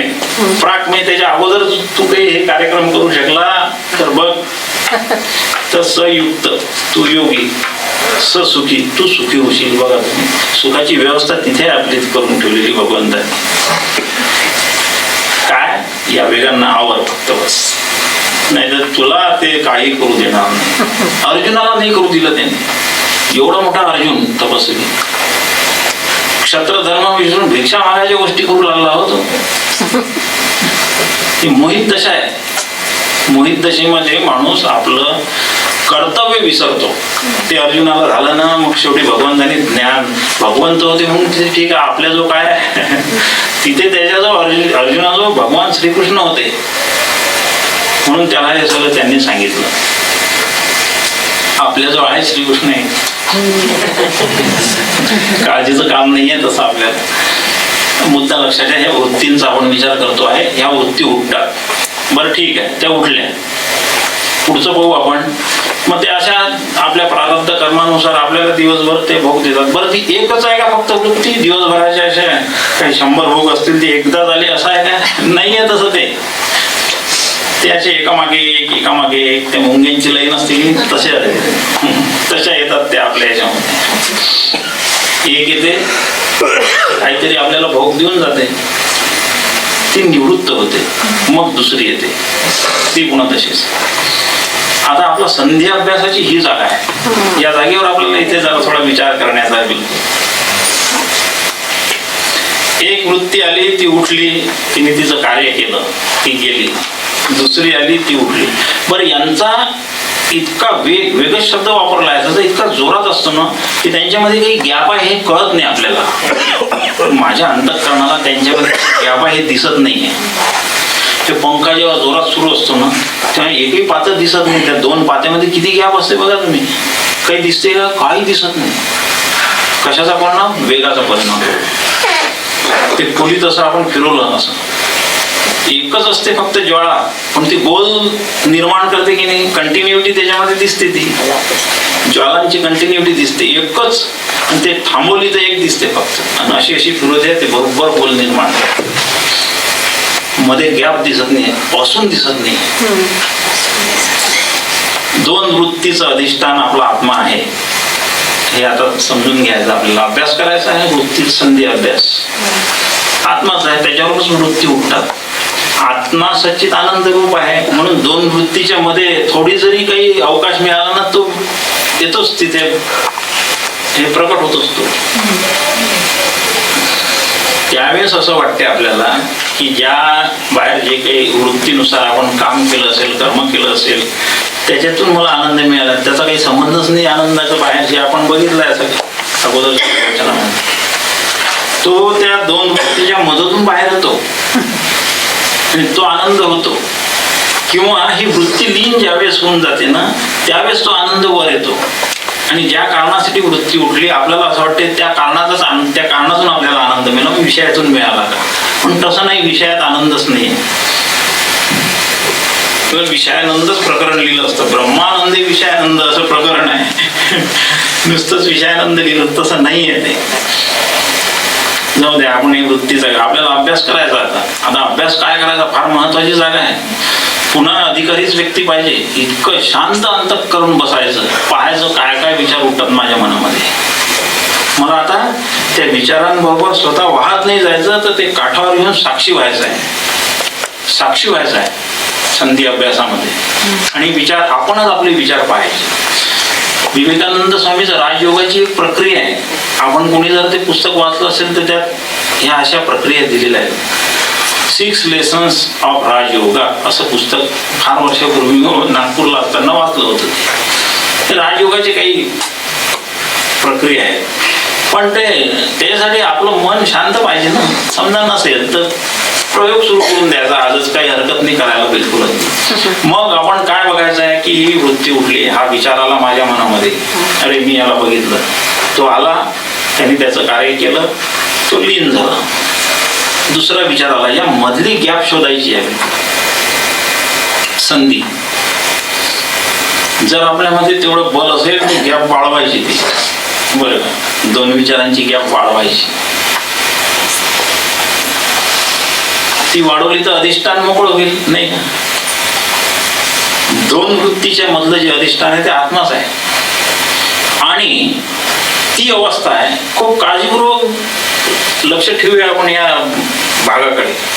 त्या अवस्थेमध्ये मला आता जाणीवपूर्वक एक विचार तिथे आणायचा आहे की या अवस्थेमध्ये मी सच्चित आनंद रूप आहे म्हणून.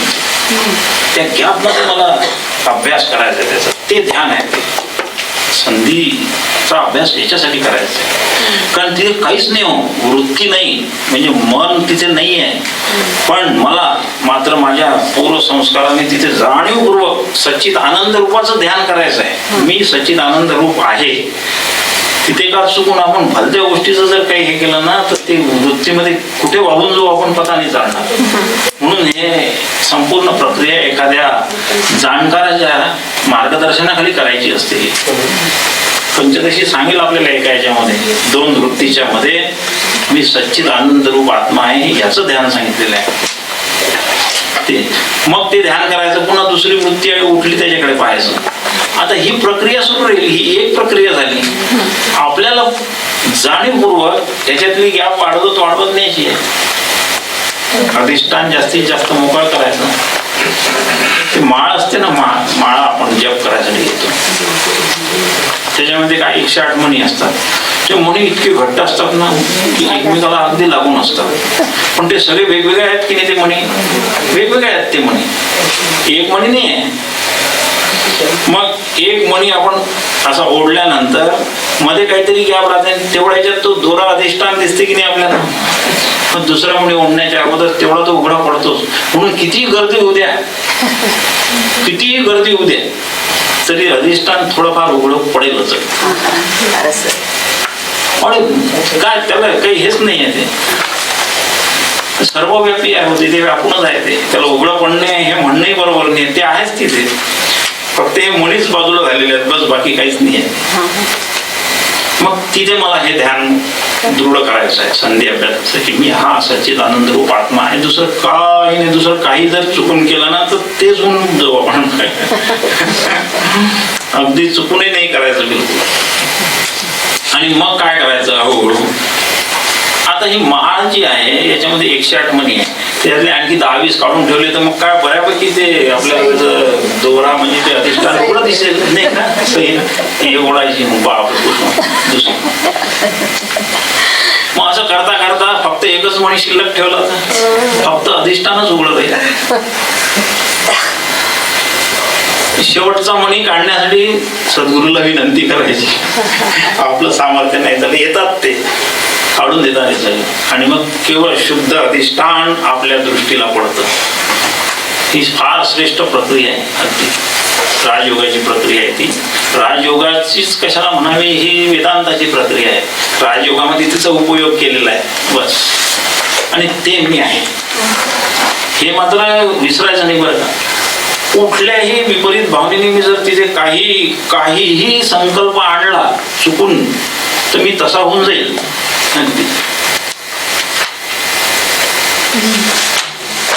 कारण मी असा जो झालो आहे ना, असे संकल्प पूर्ण झालाय.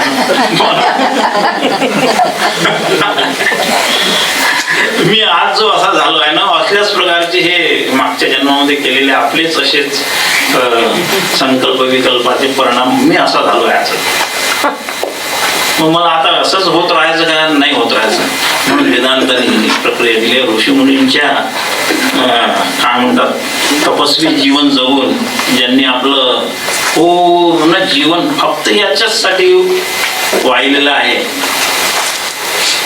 तुम्हाला आम्हाला याचा चांगला बोध व्हावा म्हणून त्यांनी हे आपल्यासाठी ह्या प्रक्रिया घेऊन दिलं. आता पुढचंच बघायचं आपल्याला. अशा रीतीने तो पूर्ण अधिष्ठान उघडं होईल. एक वृत्ती उठेल, दुसरी वृत्ती उठेल. माझं पूर्ण माझी एकाग्रता फक्त त्या 2 वृत्तीच्या मधल्या भागामध्येच राहील. ते मी आहे तत्व. अशा रीतीने तिथे त्याचं ध्यान जर दृढ झालं तर आपल्याला एक बऱ्यापैकी म्हणजे काही दिवसाच्या अभ्यासाने त्याची आपल्याला अनुभूती यायला सुरुवात होते. उजेडावरच हे दूर झालं की लाईट येतोच अगदी, तो तिथे असतोच. ढग दूर झाले की वारा आभाळाची फेडी, तो सूर्याला नाही घडवत ते, नाही का. सूर्यात येणं घडी बिलकुल. पाण्यावरची फक्त हे शेवाळ बाजूला सारायचं, पाणी तिथे विद्यमानच आहे. सगळ्या वृत्तींचा थैमान बिलकुल शांत करून टाकायचा. याची सुरुवात 2 वृत्तीच्या संधीमधून करायची, म्हणून याला संधी अभ्यास म्हटलेला आहे. 2 वृत्तींच्या संधीमधून याला अभ्यास करायचा, म्हणून त्याचं नाव संधी अभ्यास दिलेलं आहे. खरं म्हणजे हे सगळे वृत्ती शांत करण्याचा हा अभ्यास आहे. आणि त्या 2 वृत्तीचा अवकाश अभ्यासाने वाढवीत नेल्यास निर्विकार अवस्था होते, आणि ती अवस्था मी ते आहे अशा रीतीने मला ते आपल्या अनुभवाचा विषय बनवायचा. आणि मग कशा आनंदात राहायचं, मग कशाला पुन्हा कशाला वृत्तीवर उठली की हे सगळे इथले उपद्रव सुरू होऊन जातील. म्हणून ज्यांनी या अभ्यासाने स्वतः स्वरूपानंदाचा भोग घेतला ते आलेच नाही वापस. काही समर्थही त्या स्थितीला गेले. त्यांना रामरायाने सांगितलं तू संन्यास घेऊन तिकडे जाऊ नको बरं का, तुला खूप मोठं कार्य करायचं. सगळे साधू संत त्या निर्विचार अवस्थेमध्ये गेलेले आहेत. आणि ही मान्यता प्राप्त एक प्रक्रिया आहे. या प्रक्रियेचा अभ्यास निश्चितच मनाने करायचा नाही. शास्त्रामध्ये मनाने काहीच नाही करायचं. ते मोठं परमार्थ आहे शास्त्राची एक पूर्ण गाठ अगदी. मनाने इंटरप्रिटेशनचं कशाचं मुळीच करायचं नाही. भ्रम प्रमाण नाही का, विप्रलिप्स किती दोष आहे त्यामध्ये, करणा पाठव किती आहेत ते दोष. हे सगळ्या दोषासहित मी जर त्याचा निर्णय करायला गेलो होईल का निर्णय, म्हणजे निर्दोष निर्णय होईल का, नाही होणार. म्हणून ज्यांनी हे सगळं केलं, ज्यांचे हे आत्मसाक्षात्कार झाले, त्यांनी जे निर्णय घेतले ते माझ्यासाठी प्रमाण, ते माझ्यासाठी साधनं होऊन जातील बिलकुल. म्हणून ही अशी या दोन्ही प्रक्रिया फार अत्यंत महत्वाच्या वेदांताच्या. एक जी आपण आता अगोदर बघितली ती, आणि ही दुसरी संधी अभ्यासाची बिलकुल लय चिंतन आणि संधी अभ्यास. या दोन्ही चिंतनाचा अभ्यास करायला काही हरकत नाही अगदी. म्हणजे सकाळी आपण बघितलं मला जमणार नाही, मी कसं करू वगैरे, काही नाही, जमते सगळं बिलकुल अगदी. जमणार कसं नाही, जमलेले लोक आहेत ना. जमणार कसं नाही, ती आपल्यासारखे 2 हात 2 पाय हे सगळे याच मॉडेल मधूनच आलेले आहेत. ते येता येते, दुसरे काहीच नव्हते ते याच्यातूनच आलेले आहेत. जमलं त्यांना आणि निश्चित मला होईल हा विश्वास हा श्रद्धेमध्ये होतो. आणि हेच बळ खूप मोठं होतं. श्रद्धा प्रबळ झाली ना की काय मग श्रद्धावान लभते ज्ञान, काय ज्ञानापर्यंत जातोच आपण अगदी बिलकुल. असा हा अभ्यास करून आपण हे करून घ्यावं असं स्वामींची इच्छा आहे. आपण आज या सर्व संत मंडळींच्या चरणाशी विनंती करू. आपले जे 2 आचार्य परमपूज्य काका म्हणतात ते, यांनाही आपण विनंती करू की आम्हाला हे अभ्यास करण्यासाठी बळ द्या. ते नक्की उदार अंतःकरणाने तथास्तु म्हणतील एवढा विचार करून आपण थांबूया. पुंडलिक वरदा हरी विठ्ठल श्री ज्ञानदेव सद्गुरुनाथ महाराज की जय.